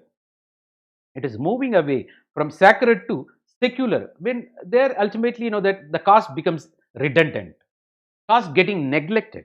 That's highly, that you witness in urban areas, the metropolitan cities. But in rural areas, it takes time. You might be aware. So focusing more on secularism, non-sacred items. Of course, we talk about. Otherwise, you're not influenced by religious fear or caste, other, there are subcaste denomination. Of course, in the contemporary times, as compared to the religious domain. Got the idea? Na? The move, that the traditional agrarian societies completely influenced by, the religion. So that's what, there is a saying, MRS. The primitive society completely influenced by magic. The religion, traditional agrarian society is completely influenced by the very religion. Primitive society completely influenced by magic. The black magic, the sympathetic magic. You would have heard about the magico-religious belief. Fear. But here also fear. Faith, that governs the religion. The traditional agrarian society also, the afraid of nature. Indra, Varna, Purandara, Usha, Aditi, Agni. That the people are afraid of the, that the natural forces and its fury. They started worshipping the forces, the faith, the traditional agrarian society. But whereas, that the very, that you talk about magic, religion, science, but industrial society completely, that ruled by science, rationalization, logical connectivity. They want to see the proof. Show me proof. Say, God, come and show me God. But here, you never question, because it's faith, you never question. The traditional agrarian society. Whatever mom does, you'll do. But now, why should I do? I'm not interested. That's what this generation will. Because of the thing you worship, I need not worship. Because you question, you say, show me proof. Empiricism, the scientific basis. Otherwise, cause and effect. So that's what the society moves from magic to religion, religion to science. So primitive society, traditional agrarian society, industrial society. This, that the science, you started questioning everything. It is that way. The movement, if you talk about, it is that way. So this science that gives ultimately the religion, the religious spirit is getting replaced by secular belief. Otherwise, even religious people here, they are not giving up religion. They become, fear from mere religious nature to spiritual nature. They understand, they got connectivity with the that ultimate spirit in that, that there is a spirit, the greater spirit. And, we came, we are part of that. We came here for a particular purpose. Who am I? That Jivatma, Paramatma. Ultimately, that once the purpose is over, we join back. So that connectivity, that they go beyond body and, the beyond mind and the soul connected, the greater soul. We are lesser soul, greater soul, that attitude. You move from the religion, even the scientific world, you move from, that religion to science. Of course, the spiritual world, of course, we are talking about. So put together, this sacredness to secular aspect we are talking about. So people, that in that secular importance, ultimately, the religion-based caste system taking the back seat. You got the idea now? So in place of that, you got other parameters, ultimately. It is that we are talking about. Ladies and gentlemen, also, that I think it is right time. Let me, that sociologist specific, opinion about the caste, contribution on caste. How? That the founding father of Indian sociology, G.S. Gurye, of course, he gave 6 main characteristic features of the caste system. Very well. It is that way we are talking about. Excuse me.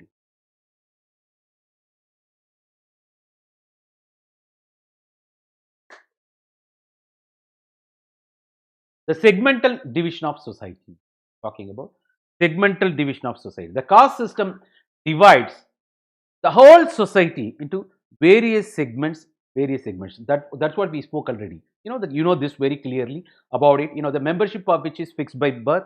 The change from one caste to another caste is not. You can talk about religious conversion. There is no caste conversion. Once you are born in a particular caste, you have to die in that caste. That's that hitherto the general characteristics of caste system. What G.S. Gurye said, that's very important. It's not like the general the points. What he said, outright, he said 6 characteristic features according to G.S. Gurye. What he said we are discussing now. Don't say, that I know it already. It's not writing everything you know. So the hierarchy, the caste system characterized by hierarchical order. But Louis Dumont believes this hierarchical order of the caste system is based on concept of purity and pollution, right? That he says hierarchy, no doubt, the very caste system, but according to Dumont, the difference with G.S. Guriev, it's binary opposition principle, purity and pollution, polar opposition. At the top of the hierarchy, the Brahmana, Kshatriya, Vaishya, Shudra, and bottom of the hierarchy, Shudra. But outcasts, that the Chandalas, of course, that you talk about, you might be aware, that beyond that, that the Chaturvarna you're talking about. And also it talks about restriction on feeding, taboo, and social intercourse. Interdining is not permitted. The pakka food, kacha food notion, several restrictions, social distance, taboo, especially related to food. And I know that the drinking water also, that they sprinkle, otherwise two tumbler system practice in southern Tamil Nadu in the tea shops, well, all these things, that the social intercourse, that is not, that liberal in nature, you might be aware. And members of upper caste, they cannot take food or water, the pakka food, kacha food concept we spoke already, and they don't even interact with members of other castes. But vice versa, that lower caste people will be taking, that cooked food by from upper caste people. But upper caste people will never take, the food cooked from lower caste people. But think about urban centers, metropolitan cities, staying in hotels. You don't know who cooking your food. Maybe in the that the very kitchen. What caste people employed there, you may not be knowing. So that may be restricted to that uh, uh, uh, uh, the rural areas. That not in the urban areas. Of course, it has become more liberal. You might be aware. But this particular feature, the G.S. Guri address, part of the caste system.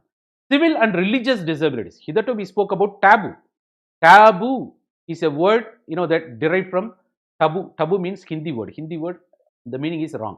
So taboo actress is wrong. Is it so? Taboo means tapu. Taboo, wrong. But but it's a Hindi word from which it is derived. Of course, it talks about taboo. You are prohibited from certain doing actions. It's based on caste according to G.S. Gurye. So civil religious disabilities we are talking about. In caste system, there is an unequal distribution of privileges and restrictions. It's not social justice, right? Unequal distribution of privileges and restrictions. The privileges, disprivileges accordingly. Generally, higher caste people enjoy more privileges than the lower caste people, and they put all kinds of restrictions on lower, on lower caste people. That's according to G.S. Gurye when he talks about, that 6 characteristic features. Hitherto we spoke 4. And what about the 5th one? Lack of unrestricted choice of occupation. So lack and cancel, you get the meaning. The meaning is that restricted choice of occupation. Restricted, that it is hereditary occupation. Once you are born in a particular caste, the already occupation is waiting for you. You can't go beyond that. You don't have choices. Beggars cannot be chosen. That is the situation there. So under caste system, but that was working very well those days. Division of labor, life, a style of life, as said by Mahatma Gandhi, that was functional those days. Later it became rigid. The problem started. You might be aware. So even judgment system was fantastic those days. But now scenario changed. What works one particular point of time may not work all the time. You have to understand. What works in one particular place may not work everywhere. Case specific. There is no absolutely right or wrong things in the world. That's fantastic. You will understand. So under caste system, ladies and gentlemen, each caste has its own traditional occupation. Occupation fixed at the time of birth, and members of the caste, they're forced to follow occupation-based caste. That this is according to G.S. Gurye, the 5th characteristics on the part of the caste system. The restriction on marriage. Of course, it spoke about endogamy. You have to marrying within your own entity, within own caste or one subcaste. Endogamy. Gami means marriage. Strictly followed. That means marriage within one's own caste or subcaste purely followed. That this is 6 characteristic features, according to the Govind Sadasiv Gurye, the founding father of Indian sociology, that you might be aware. That and there comes, another gentleman, of course, a well-renowned sociologist, Yaman Srinivas, that you might be aware. That the Karnataka government, of course, gave 1 crore rupee to create a special chair in the Cambridge University. You might be aware. The scholar, of course, that he was also a scholar. The very G.S. Gurye, also Oxford scholar. You might be aware. So the structural and functional, the perspective of Yaman Srinivas.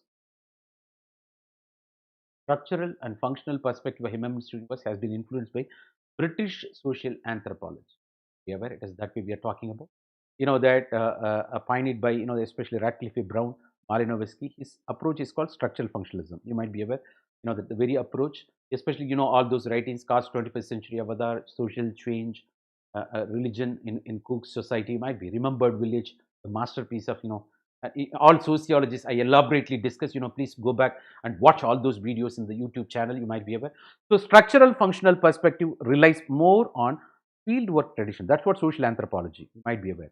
That participant observation, you talk about field work tradition for understanding the social reality so that it can be understood as contextual or field view. The G.S. Gurye practiced indological approach, book based approach.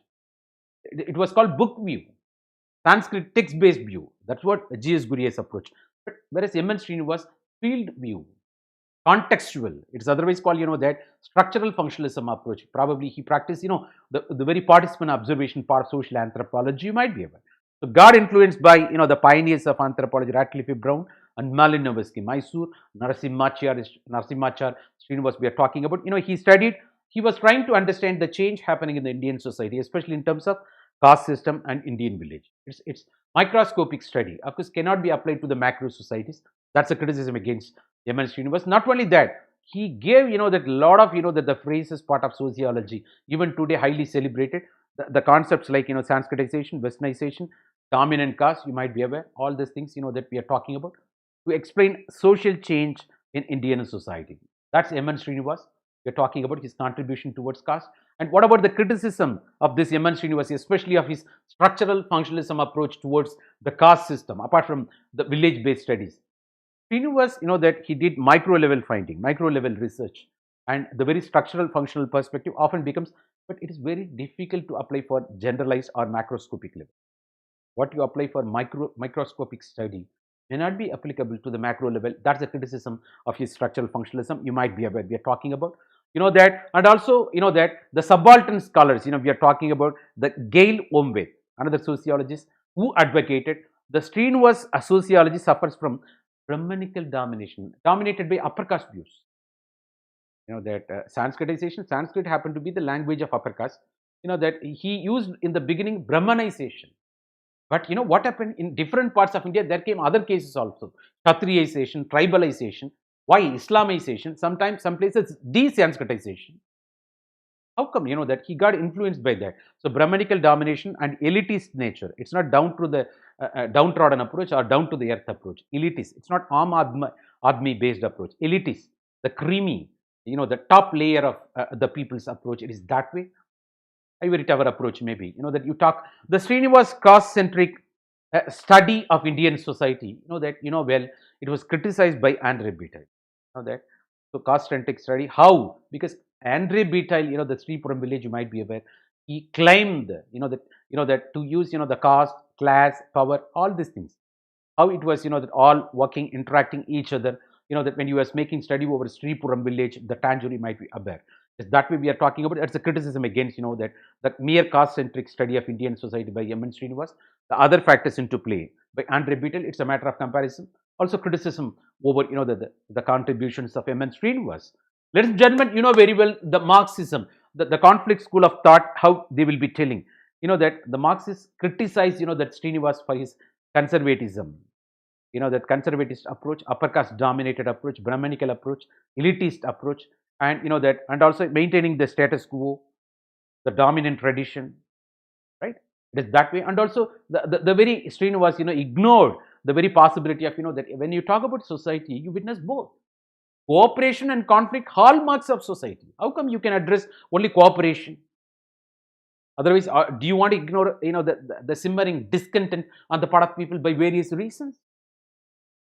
Conflict also part and parcel of the society. That it's not for your convenience. You always address the optimistic view. You have to understand the other side of the coin. Probably Marx is criticizing, M.N. Srinivas, the ignored possibility of conflict. Even today, you witness between the castes. What's happening? That the between upper caste. That maybe the conflict between castes, between religions. That between classes, between languages, between regions, between races. Why not?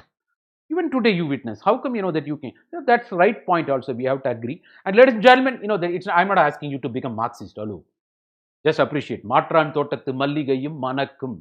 Right? Even somebody else's gardens, roses also will have fragrance. Try to appreciate others' point of view. That you may have, let us agree to disagree. You may have difference of opinion with somebody else, but you respect others' opinion. If you start rejecting, you will be rejected. In democracy, rejection leads to the isolation. That leads to social exclusion. Then it becomes movement. Then it affects everything. Ladies and gentlemen. So M.N. Srinivas, the criticism further, the concept of Sanskritization. That you are talking, the various criticisms leveled against, that the contributions of M.N. Srinivas over the caste system. So the very contribution, of course, the Sanskritization was criticized. How? The various scholars like D.N. Majumdar, who advocated de-Sanskritization for Kashmiri Pandits.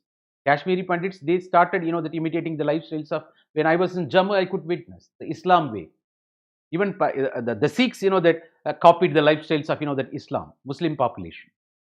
But it's that way, the de-Sanskritization, yes. So criticize his ideas, especially M.N. Srinivas' ideas, Sanskritization and dominant caste, what we are talking about, have made him closer to the Hindutva ideology of cultural nationalism. So, that talks about bias, that's the criticism. So otherwise, that he ignored the other little traditions, that part of Indian society, maybe minority-based religions, other factors, that maybe that's the criticism we are talking about. That's, that you have to understand. The Ganashyam Shah, who wrote the book, of course, Social Movements book, the S.C. Dubey on Indian society book also, that, both claim that the dominant caste is not a cohesive group. Rather, if at all you talk about dominant caste, it is because of the few dominant leaders. Maybe within that dominant caste, the majority of the population unaware of their dominance. Because few people dominating, that caste becomes, dominant. Apart from numerical strength, there are castes with numerical strength because of the lack of leadership. They never realize. Come back. So dominant caste is not a cohesive group. Rather, dominant group or dominant individual. In the name of dominant caste, a section of population enjoying, dominating. That is what happening. And also they are protecting their own interests. For that purpose, they mobilize their own crowd. Oh my God. So it is exploitation by dominant caste in the name of dominant caste. You have to understand. That is true also. Ladies and gentlemen, we are talking about. So despite such a limitation, even, that when we talk about, Mukkulathur, let me take that particular example, Tevar community, where, that, that the very, that order. When I think, we hear the importance given to color first, then Maravar second, then Agamudayar may be considered or may not be considered. Who gave this order? I don't know. Because of the interest of one particular, that dominant personality of that Mukkulathur. Maybe Sasikala, I believe. That there is a rumor, that you check with the people. So color were given importance. Then second thing, Maravar. Agamudayar given least importance because, that there is a saying we hear, I don't know how true it is, that once you allow, that Agamudayar, he will dominate the whole sphere, then you can't dominate. So other communities are afraid of this domination of Agamudayar. So in the name of Mukkulathur, in the name of Devar community, during, Sasikala's period, only color community could dominate. The colors were given political position, bureaucratic position. Their interests were well taken care of by Sasikala under an ADMK administration. So apply here. What is that? Dominant group of that particular Mukkulathur community, to protect that particular, very keen to protect. The people hitherto suppressed other communities, they retaliated back also, you might be aware. And even within color community, there came economic differences and lack of gratitude and fight, the ADMK agenda, all those things. The story, history, politics, right? Rumors. You cross check, it's good time for you. That your entertainment should be like this. Okay, ladies and gentlemen. So, but you also understand, lesson out of it. That's more important than this. So, what is that? Despite such limitations, Srinivas' structural functional approach took Indian sociology to mature stage. That's the point. His contributions had tremendous influence on Indian sociologists. That made the subject matter, from infancy to, that to mature stage. That is the point. And also, gave indigenous perspective.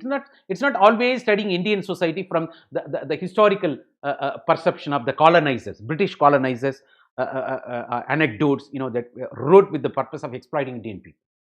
They want to subjugate Indian people. They wrote history in favor of British administration for exploiting Indian people, so that Indian people will never come up, never challenge, that the British colonizers. So that's misleading. Even the William Jones, that everything in the Max Muller, all those stories, that the colonizers, that accounts. No, not at all. That Asiatic Society of Bengal, from there it starts. So you have to understand Indian society from Indian sociological view, Indian sociologist perspective, who did not bookish view, the case study, of course, field study, by participant observation, that did by none other than the renowned sociologist of India, Mysore Narasimhachar Srinivas. We are talking about the indigenous, a native flavor you gave. It's not, looking at things, from somebody else's opinion. That's not free from view, that prejudices. It might be aware. Right, ladies and gentlemen, let me take you to, that another sociologist, of course, Louis Dumont. Who is this Louis Dumont? Of course, that whose contribution we are talking about. His view almost like, G.S. Gurye, Indological, that the very Louis Dumont talking here, Indological perspective. Of course, Sanskrit books based, the view almost like G.S. Gurye to study the Indian caste system. We are talking about primarily concerned, that with the ideology of the caste system. That his focus on ideology, how that, that idea of ruling, the governing the very system, Indian system or Indian society. His understanding of, the caste lays emphasis on attributes of the caste. What are all the caste? What is caste? What are all the characteristic features of the caste? That his understanding, centered around that. That's why his approach is called attributional approach. The parameters of the caste, characteristic features of the caste. Otherwise, that what are all the what is given to you by the caste system, what you are ascribed because of the caste system. So that talks about status quoism. You don't want change. You don't, that want change the existing scenario. That talks about that.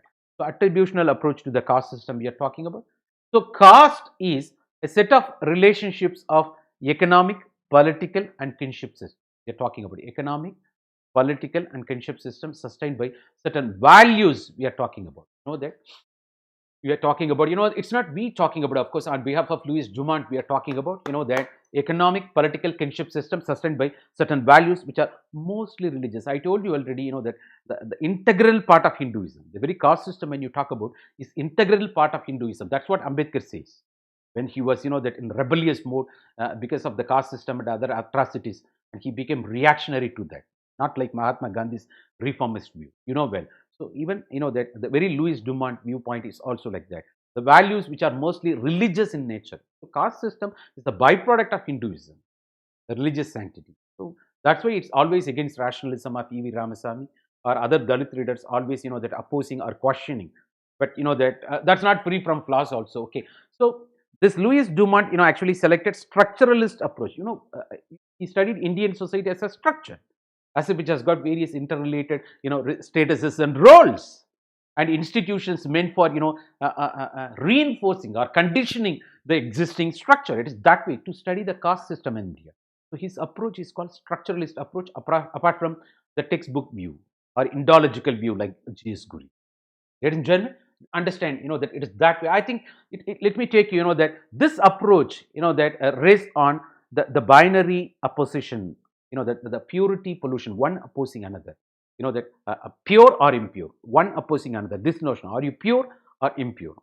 It is 0, 1, binary, whether pure or impure. It's that way. So binary opposition principle is a core principle based on which, that stratification, segmentalization of Indian society, you call caste system. That's according to the Louis Dumont, the structuralist as well as Indological perspective, that he belongs. So he claimed, of course, Louis Dumont claimed the Hindu social organization is arranged based on the principle of hierarchy, the gradation, Brahmana, Kshatriya, Vaishya, Shudra, gradation, which is based on the idea of purity pollution. That's what we spoke now, binary opposition, polar opposition. This idea of purity and pollution is based on the normative recommendation of Sanskritic text. Normative recommendation. Got the idea? What Sanskrit text they say, they recommend, they prescribe, that is the social norm, guided by that. Guided by that particular thing. Of course, what is pure, what is impure. By touch, your city be polluted. Of course, that is a core principle on the part of Hindu. That the purity, because we are talking about purity and pollution notion. Of course, that governs even today. Go to temple, the purity and pollution notion. Even Sabrimala, the temple, of course, that what about, you might be aware, that the menstruation period, women never allowed to, though we are talking about women empowerment, everything, of course, the judgment, the local opposition, the purity and pollution notion. As that way, that there comes question, and do you want to speak on behalf of that religious justice, or in that pursuit, you want to go against women justice, or if you want to provide women justice, or you want to go against that the local tradition, there comes that ethical dilemma. Law without social sanction is ineffective. So Indian society even today completely, that why you just menstruation period, that during which women never allowed to enter into the puja rooms. Are you aware? Important ritual ceremonies, they never take part. Are you aware?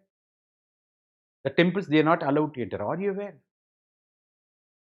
Menstruation, you talk about, that is the thing. The physical differences, that getting translated into social differences. That says even today, this notion governs the whole India, especially the majority Hindus, well.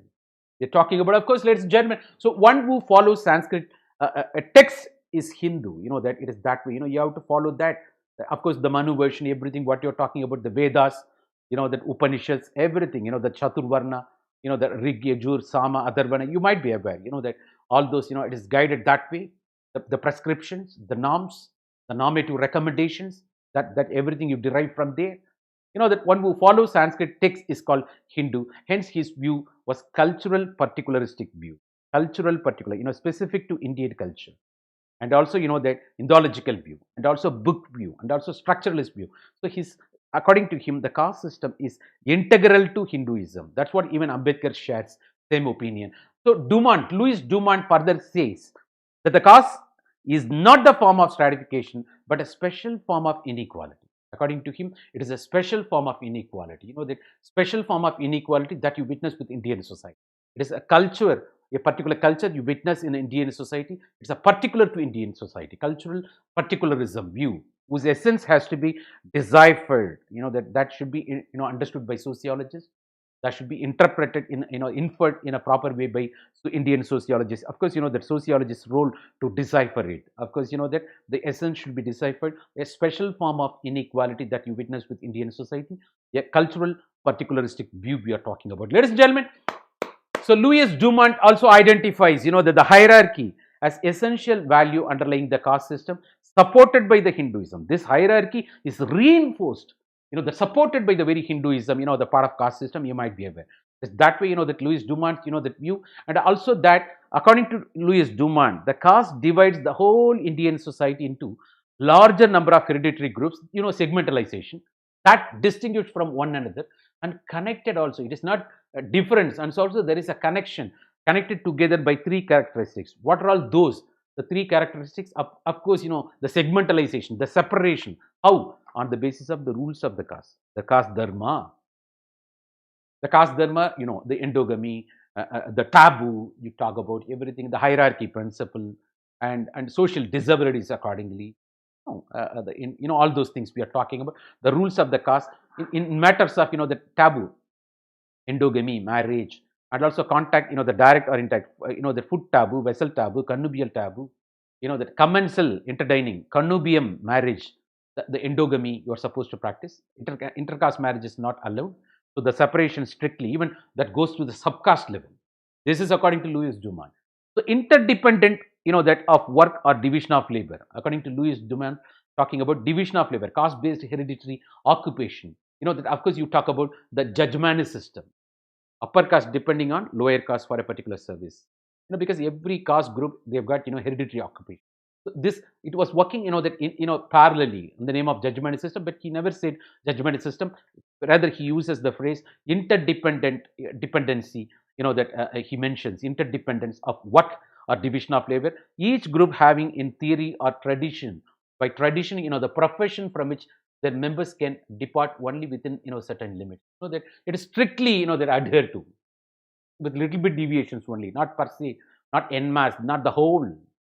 Very well. It's talking about, so it's almost equivalent to judgment system. Of course, you got hereditary occupation. That is the, idea behind this. The point, of course, The hierarchy, once again, the gradation of status or hierarchy, which ranks, that the groups are relatively superior or inferior to one another.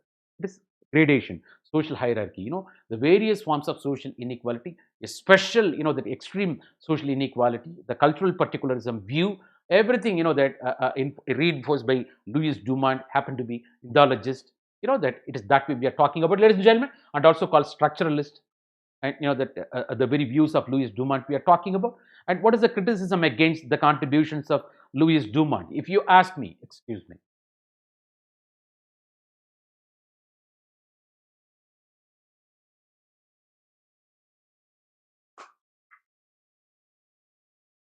Louis Dumont overemphasized the role of ideology and neglected the empirical ground reality.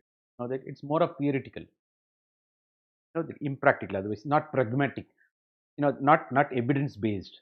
So this is the thing we are talking about. And Louis Dumont, that whose view also Brahmanical, that upper caste centric and also biased. That's a criticism against Louis Dumont. And Marxist scholars here also, that advocated Dumont, that Louis Dumont, you ignored the conflict or change happening in the society. You supported status quo because you reinforce already, because when caste system is integral part of Hinduism, that's over then. Of course, you are not ready to accept, the change principle. You want to reinforce the status quoism, or you are conservative in character. It is that way, Marxist. The Berman argued, that untouchables in foothills of Himalaya, they are, that they are not at all associated with impure living. They don't know the notion of this purity, impurity. So, that impure way of, how come you can say untouchables, that in the foothills of Himalaya. So they are pure people, of course, that goes. So it is countering the view, the purity and pollution notion. Untouchables need not be always, that doing polluting occupation considered to be polluted. Of course, that counters that view. Berman, you have to understand the clear-cut case study. The foothills of Himalayas, the untouchable peoples you call, they are, they are not at all associated with impure way of living. You might be able. So it is that way, ladies and gentlemen. It's the right time. Let me take you to another, the great sociologist, of course, Andre Bataille. That initially all social researchers, preferred the book view only to conduct the research, because you need some evidence to go to begin somewhere, get some fair knowledge before you begin with. You collect data. That begins with book view, no doubt. It also conduct sociological studies. However, it was realized, that it's no more sufficient. The book view, that has got limitation, restriction, and to understand the ground reality, you have to go to the field. Go to the field. It's not, doing politics in social media. Go to the field, do the field work, work with people, stay with people, understand their pulse, that stay with them, understand the ground reality. It's not always talking in Facebook, Twitter. Eh? We should not do Twitter politics. That's what we are saying. Go with people, stay with people. That it's not everybody can go. At least, the mass should understand. You are in touch with people, na? You should not always play with, the carry forward messages. Go to the reality. I'm asking all party cadres, whatever maybe you go. All political leaders, should have, the camp mechanism in such a way. You should stay in a village. Go and stay in a village, like, that with village style. It's not going with all your so-called parivars, 50 cars, all advancement. No, you go and stay like ordinary person. It is called participant observation. You understand the ground reality. You understand the real life of the people, right? Of course, that a lot of movies also. One movie came in Desi Geetam, a Charan movie, I think, that was not appreciated. That the chief minister will be, that kidnapped, and he resides, he understands people's problem, then he will be brought back. So that time, he starts ruling the country with a true spirit, because the plight of people. That I want, the ivory tower approach will not work. You have to come down, stay with people. That is the thing. Of course, maybe educated people, that think tanks, they can. What about, that the ground workers? You too practice same way. It's pathetic situation. But of course, the think tanks, that part of R&D, they don't have time. What about, the political cadres? You have to be there. So that situation, the field work, ground reality we are talking about. So that's why there is always a gap between, the people on the one hand, the government institutions, the policies, programs on the other. And beyond that, it's not getting implemented. It's not percolating down. You might be aware. So the field view is very, very important, even in sociology we are talking about. So in the similar line, Andre Bataille, went on to study Sripuram village, of course, Tanjore. It is that way. That's what we spoke in the beginning. It is a reflexive, dynamic. That it is reflexive, but it's not free from criticism, and also analytical. That is what that the approach is characterized in such a way. But of course, he was criticized also. Well, he talked about segmentation of the caste, the presence of subcaste within the caste. Example, the Brahmins of Sripuram village were divided into two groups, such as Sri, that we are talking about Vaishnava and Samartha Brahmin. Ayyar Iyangars, to call it is that way. It is the clarity. Even Dipankar Gupta, that you got, you know, the very Dipankar Gupta, that very clear, the detailed study, that if you want to speak even one thinker, you can speak for the whole 3 hours. You got information in such a way, that it is that way, it is German. But, I have to give the overall bull's view, you have to understand the time. After that, the question discussion probably, we supply more tools, that you can. That is German, it is that way. So, the division we are talking about, yes, let me take you to the next point. What is that? Yes. So the very Andre Betail, however, in his study has been criticized by some scholars, that we are talking about how, that some value judgments, that he got influenced. It's not talking about value neutrality or objectivity. So this criticism, done due to how various reasons, grounds. What is that? He resided in Agrahara, so definitely got influenced by Brahmanical views, Brahmanical lifestyle. It's over then. So that because prejudiced, that colored perspective with which you look at things. Ultimately, you may not have ground reality. Of course, he was not allowed to go to, this Agraharam people did not allow him to go to Cheri. In Tamil Nadu, Cheri in the sense, it's a place where Adi Dravidians, Dalit people, of course, downtrodden people live there. That it's on the outskirts of, the village, you might be aware. So instead of visiting them, some people from Cheri were invited to the place. He did not go there because if he goes, it will be polluted, Agrahara instruction. So they were allowed to come to Agrahara. Fortunately, we have to appreciate at least that aspect. So, but they were not open to answer. Only when you go to their place, they'll be open to answer your questions with free mind. But how come you can expect them to speak against Agrahara, upper caste, the lower caste people when they are coming to Agrahara? It's over. That will go against the life supporting mechanism. They are afraid, na. So when he questioned them, most of them, they kept mum, did not answer. That because they also consider this guy as outsider. Why should we, this guy will come and go tomorrow. If we answer that, we will enjoy the wrath of upper caste community. Tomorrow we may not be getting, that the employment, agriculture field works, that we can't survive against upper caste. That fear is there. How come they can, that answer? So that thing, so that notion is wrong, on the part of Andre Beaton. So research was finally completed by applying the common sense. That then it lacks sociological sense. When you practice common sense, it's different from sociological sense, because sociological sense is all about practicing objectivity, value neutrality, free from bias, free from speculation. It is colored view. That's why criticism. So as a result, value judgments entered in his piece of work. It is judgment, that so it's biased. His study, that has been criticized for not valuing, that not practicing this value neutrality or bias free. Okay, it's that way, it's not free from values or bias. We are talking about, ladies and gentlemen. I think it is right time. Let me take you to the next one. It is, of course, untouchability. This is what the caste system segmentalized in such a way. You're born, that the Brahmas, that people born in Brahma's head, Brahmins, priests, academics, born on shoulder of the Brahmas, Kshatriyas, and born on the thighs of, we spoke already, Vaishyas, artisans, tradesmen, in a mercantile community, all merchants, farmers. But whereas, that at the feet, Shudra, see how the human beings were, that ancient version you call Manu, or based on Sanskrit text, based on Vedas, this particular segmentalization of the Hindu society, Indian society, Hindu society, otherwise caste system, which is integral part of the Hinduism, the sanctity enjoyed by religion. The people got divided based on the purity and pollution notion. Accordingly, very well, I repeat once again, when you go up, you are said to be more pure. When you come down, you are said to be impure.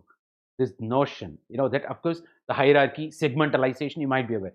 So the people, that beyond this Chaturvarna, they were called, Dalits, called untouchables, street cleaners, that all those, that, even recently Swachh Bharat Abhiyan, Modi ji touched the feet of those karamcharis. You might be, why? This and all the things should happen.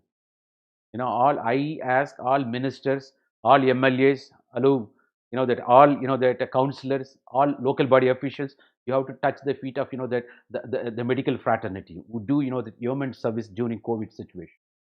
You have to touch their feet, karamcharis. You do pada puja. Will you do? Huh? Come on, that give holidays to your corruption practices. Do something useful. Let them feel proud. Let them serve more. At least they will feel honored.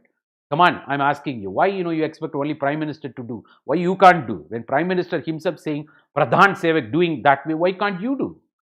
That of course, that if you do, you will sustain. Otherwise, you will be thrown out one day fine morning. Of course, we are talking about, ladies and gentlemen, the Dalits, untouchables, that of course, the very, that's why Article 17, abolition of untouchability, the Protection of Civil Rights Act, SCST, the Prohibition of Discrimination Act, even amendments we are talking about, National Commission on SCST we have, well, that way, that we're talking about this segregation and the untouchables beyond this outcast, they are treated as outcasts. We are talking about, this topic is all about that. Untouchability is a form of social practice. It's a menace with following attributes. That people are excluded out of Chaturvarna. And all, that forced inclusion. What is that? They are included for exploitation purpose. Forced inclusion. It is that way, that we are talking. For political reason, they are included. To enjoy vote bank politics, people are included. We are all Hindus, that we are one. You were hitherto oppressing, suppressing. So you understand that. It should not be rhetoric or eloquence. It should be letter and spirit. I'm asking, will all upper caste, leaders, will you give your daughter to lower caste people? The day when it happens, that of course it's pure equality. But that you won't do that. Forget about that. Even dominant caste leader, he won't give his daughter or son to the, that he's poor people of that particular, the caste. Dominant caste, you say, but what is in practice? Class system. That is a double standard, hypocrisy they're talking about, of course. So exclusion, people are in democracy, rejection leads to isolation. When you exclude people, that becomes potential for the formation of social movements. Then ultimately, they become pressure groups. They will enter into streets, protest. Then they will be forced to get included. Then you will be thinking about welfare nation, inclusive governance. Of course, untouchability. So you exclude people. Got the idea, na? Then you will be forced to include. Got the idea, na? By reservation. So humiliation and subordination, exploitation. People are exploited. You don't recognize the inherent potential on the part of the human being, right? The freedom, all-round freedom of expression, everything. That ultimately they're getting subjugated, subordinated by all means. Untouchability. That the attributes we are talking about, that way, and exploited beyond that, humiliated, that they become highly vulnerable, all-round exploitation, highly vulnerable things, social distance, social disabilities. Their properties are, that stolen, their properties are, damaged, that women are exploited, sometimes unresorted violence, they are not paid back properly, the bonded labor, like they are treated. All these things, untouchability, the form of social practice we are talking about, of course, that's why the Gandhiji, even the constitution we have got, Article 17, abolition of untouchability. Untouchability in any forms, that cannot be tolerated. Of course, that the perpetrator of anyone abetting this practice ultimately will be brought to the book, you might be aware. That's why Protection of Civil Rights Act, all those things. But what happened, unfortunately, the downtrodden people utilizing that as a shield to threaten sometimes upper caste leaders or upper caste officials. That's also parallelly happening. That's why stringent provisions parallelly, the pragmatic situation, that demands, you might be aware, that's another side of the story we are talking about. So the struggle against untouchability has various forms, that and perspective, we are talking about. Of course, let's talk about, that the stalwarts, the Mahatma Gandhi ji, and also Dr. Baba Saheb, Dr. Ambedkar, that they are well appreciated throughout the world. Why? It's because of their human service, the sacrifice, the right spirit with which they fought, you might be aware. Of course, they, that they disagreed, that over ideology also. The paths are different, but destination is same. The purpose is same, but the approach is different, you might be. But both are appreciated in India and all over the world, especially for their strength of character, determination especially. And they have shown absolute integrities. That what they preach, they practice. But of course, that but Gandhiji gave up, that all those the barrister, Western style dresses and all. But that Ambedkar was asked that question. That your own people, you are fighting for Dalit, you are not giving up your, that dresses. See Gandhi like that. He said immediately, how come? Why should I give up? By seeing me, they should feel inspired. They can also work hard. They can come up with confidence. They have to wear dress like this. They should not feel with inferiority complex, that they can't wear this. I want to be source of inspiration for them. That's why I'm wearing this dress. That is what the justification by Dr. Ambedkar. Are you aware? He led lavish life, but that he earned that way. You might know that is that successful. That lawyer. That the politician. That it's that way. The lifestyle is quite inspiring for Dalit people. You might be aware. So the absolute, but integrity. Both people practice absolute integrity, honesty, and outspokenness. They never hesitate to speak up. That's what I'm saying. The people may be criticizing. Hey, what this guy is speaking like anything. No boundary. There is a saying in Tamil, தரமானவர்களின் தரமான விமர்சனங்களை மதிக்க வேண்டும். அனைத்து விமர்சனங்களையும் மதிக்க வேண்டும். You need not worry about criticisms of everyone. Who is criticizing you? That's very important. On what grounds? That's very important. Then you can't speak. Of course, you have to understand, the very civilized or cultured speech, you should never compromise. At the same time, you have to understand, that you have fundamental rights. You've got fundamental duties also. And you got responsibility also. You should not incite violence or communalism by your hate speeches. You got reasonable restrictions. That should not go against national integration or communal harmony. As long as you are conscious, that you got every right to speak. You speak up. Come on. That you exercise your freedom that way. Come on, you face. But that, so first, that's what Gandhiji said. That first they will ignore you. Then they will, that ultimately, Gandhiji's statement, you might be aware. First, they ignore you. Then they criticize you. Then they compete with you. Then you win. Compete with you or fight with you. Then you win. Whoever may be. First, they will, they won't consider you, first of all, as a matter of importance. Then they will start criticizing you. You will become a matter of mockery. Then they will try to stop you wherever possible. That then they fight you, compete with you, then they struggle with you. Finally, you will win. This is what the way. When he fought against British administration, this is the practice he did. He succeeded. He won. He brought down the mighty empire to his kneel. Without sword, but with great weapon called ahimsa, satyagraha. You might be aware that is a strong determination we are talking about. That it is that way, ladies and gentlemen. That the great people, they think alike. Of course, the agreements, the disagreements may be their honesty, outspokenness, and their fearlessness, their courage. They have shown dheeraj hai. You might be knowing. Himmat, dheeraj, you speak everything. The great determination, unwavering determination, stubborn when they feel something is right, and compassion beyond that, benevolent, because that sympathetic towards that. The plight of those untouchables. That's why that even today, not only in India, the world over, they were appreciated. They are appreciated. They live even after death a long time. Why? The sacrifice you are talking about for the cause of, they fought for the cause of downtrodden, the untouchable people. You might be aware, ladies and gentlemen, it is that way. Of course, that we talk about both of them decide, that to ameliorate, that make them calm. To make the situations conducive for untouchables from the slavery, the century-old slavery, that they underwent, that, but their paths are totally different, as I told you. Gandhi wanted to bring reforms and to end the injustice done to the untouchables, but whereas Ambedkar demanded rebellion, that, and especially he wanted to annihilate the caste system, annihilation of the complete destruction of the caste system, because he knows the caste, as long as the religion is there, Hinduism, there will be caste system, because the caste system is integral part of the Hinduism. So he felt, unless until you dismantle the caste system, that you can never, that get justice at the hands of Hinduism. That's what Ambedkar said. That's the point. So Gandhiji was in favor of reform, but Ambedkar was in favor of rebellious move. And also annihilation of destruction of the caste system. Or Gandhiji also wanted to end the injustice by reforming. Because Gandhiji believed caste system, particularly untouchability, that is an aberration, that something deviation from the Varna system. So in the opinion of the Gandhiji, Varna system was good. That but it is aberration, it's a menace, it's a disgrace, it's a shame on caste system. He failed. He wanted corrections by reforms. That's the opinion of Gandhiji. He openly supported the Chatur Varnas, four Varnas of society, Brahmin, Kshatriya, Vaishya, Shudra. He treated it as a division of labor, occupation division, and it's a style of life. It was working very well those days. But Gandhiji days itself, that the thing, exploitation, very rampant, but somewhat he was optimistic. For him, system was very much egalitarian. It was functional according to him.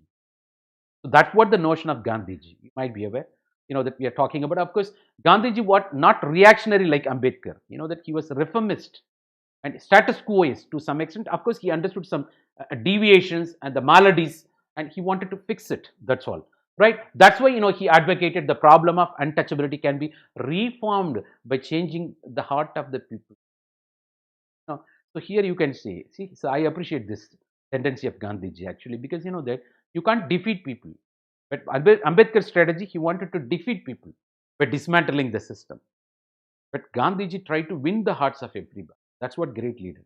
In comparing with Mahatma, that Ambedkar, Mahatma is Mahatma, great Mahatma. Why? When Ambedkar is in favor of defeating, because Ambedkar has got his own justification because he became vulnerable, got victimized. But Gandhiji not victimized. Born to Vaishnava community, you might be aware. Got influenced by Jainism, that vegetarianism, my experiment with truth speaks that way. So Gandhiji want to win over the hearts of everybody. I do not want to defeat anybody, but Ambedkar is in favor of defeating. You understand the difference. I want you to understand this way also. So Ambedkar was reactionary. Gandhi was in favor of reforms. Of course, Gandhi recognized the malady, the deviations, that on the part of, the caste system. Of course, but Gandhiji was optimistic about the caste system. That's the thing we are talking about. So Ambedkar's view on untouchability was reactionary. He claimed caste system gets justification from Varna system. Very well all these things, Varna, Chatur Varna, and untouchability was the expression of the caste system, according to that Ambedkar. Ambedkar believed Varna system is hierarchical and integral to Hinduism that enjoys religious sanctity.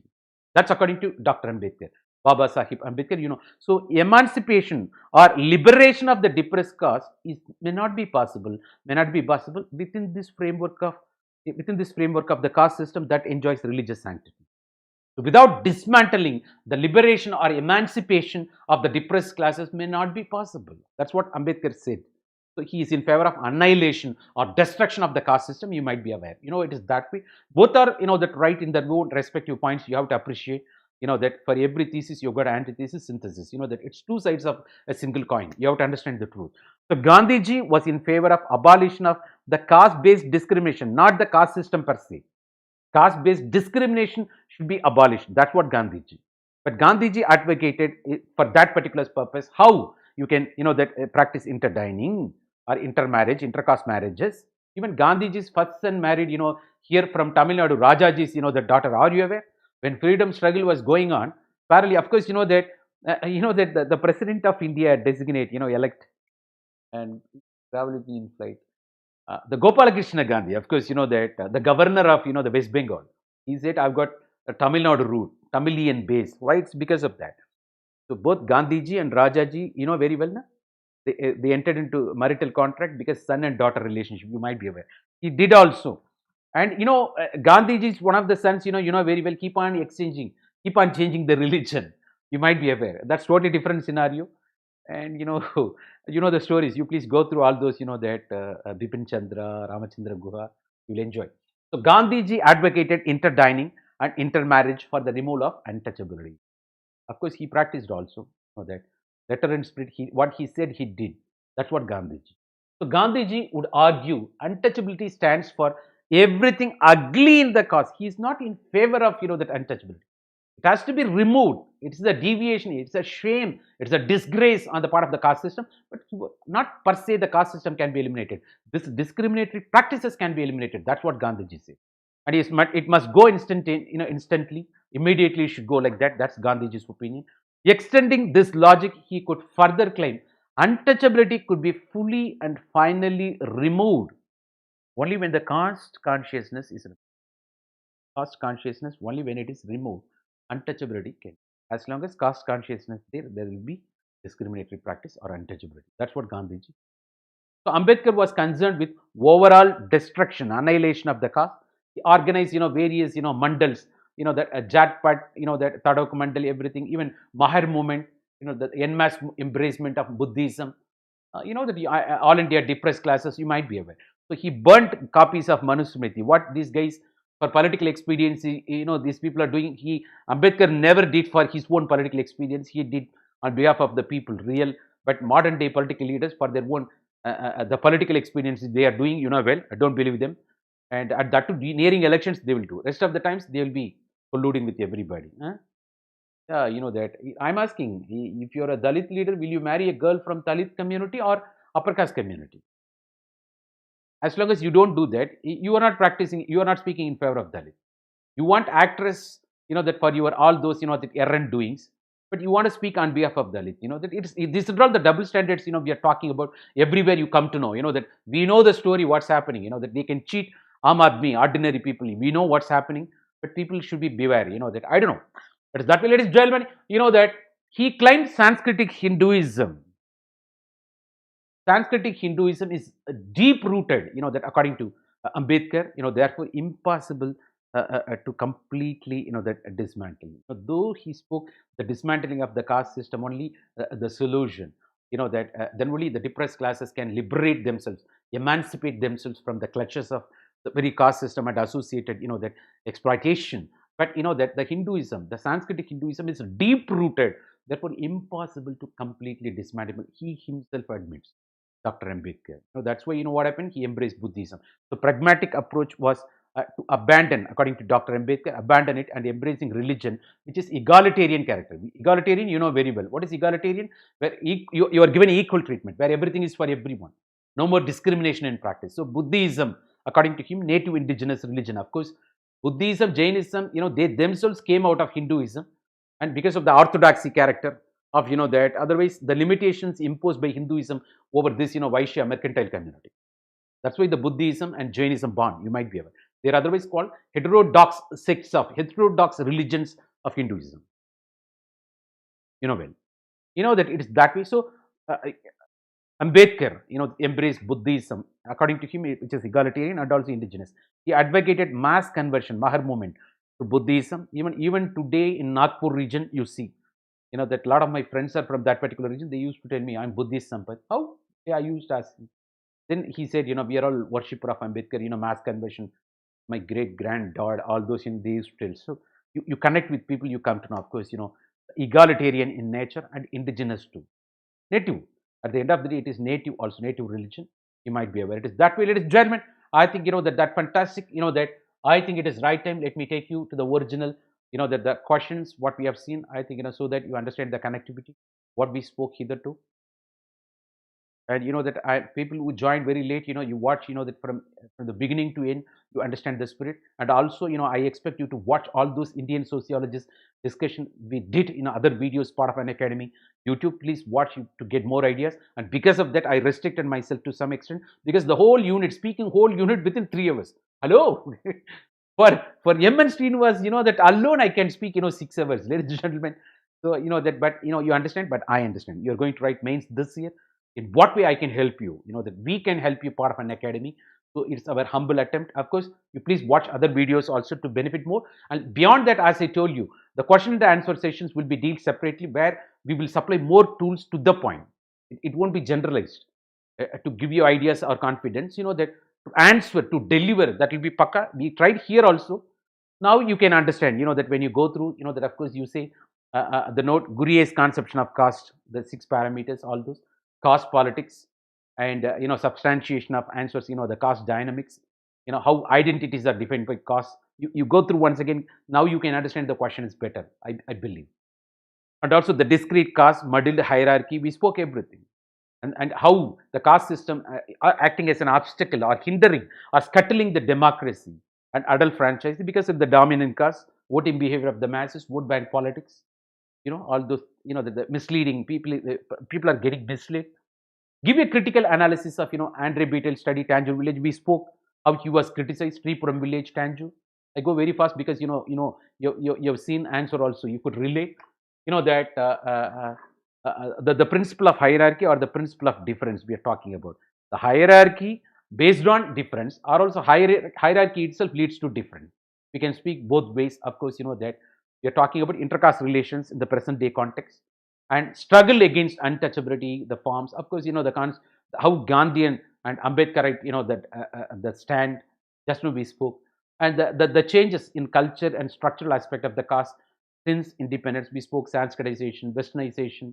That MN Srinivas, dominant caste, how that the caste is getting undergoes the change, the change with continuity, but it's not completely getting disintegrated. We spoke, and also how Ambedkar identified that the features of caste system. That, as he said, the rebellious mode and also annihilation of the caste system or dismantling of the caste system only the solution. Otherwise, the emancipation or liberation of the downtrodden caste may not happen. Depressed classes may not happen. According to Ambedkar, he himself said parallelly, the Hinduism itself, has gone to the root. It may not be possible to dismantle. So he justified, that mass conversion to Buddhism is said to be egalitarian and indigenous, according to the Baba Sahib Ambedkar. We spoke everything. That what I'm talking.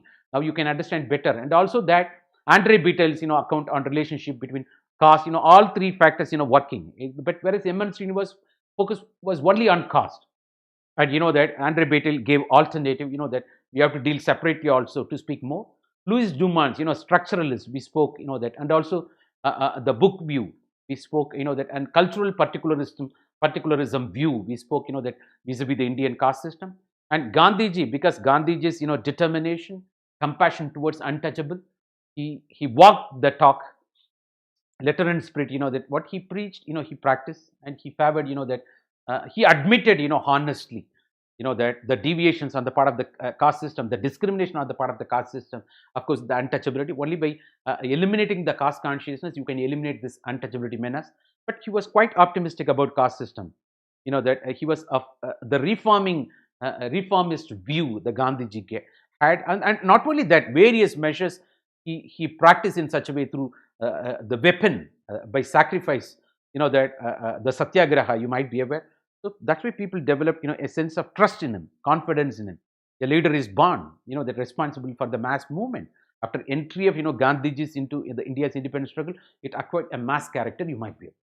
Even we celebrate that day, when he came back from South Africa to India, Bharatiya Divas, that we celebrate also, that way, that for Indian diaspora community, of course. So it is that way. That's why, that untouchable started. But of course, Ambedkar took different position, very well. People started listening Gandhiji's view also, you might be aware. He was of more stature than Ambedkar, you might be. Such a stalwart, great leader. That Gandhiji, he practiced, he lived with, the downtrodden people. That is what I'm asking. That is what I'm asking.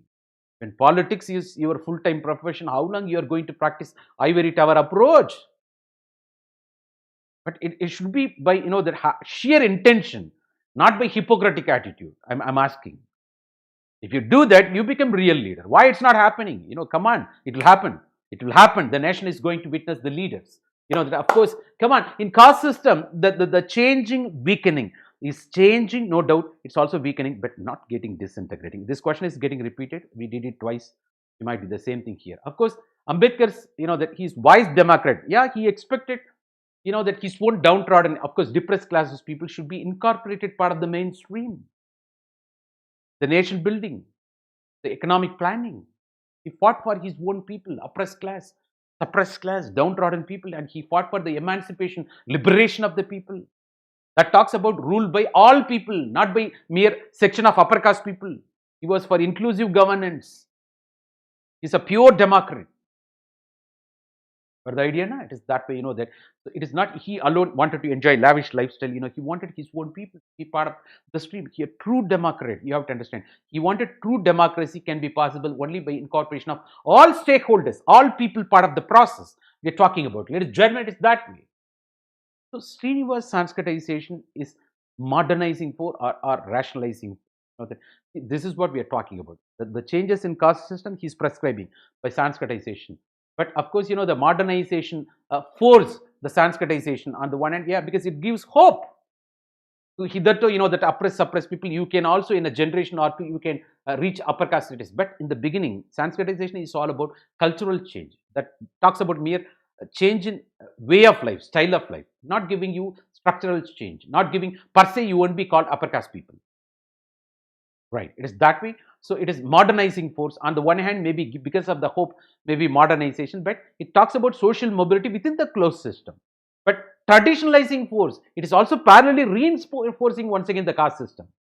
So that is what modernization and traditionalization working in parallel. That's what according to that the modernization of Indian tradition, Yogendra Singh speaks that way. The sources, indigenous, exogenous in that way.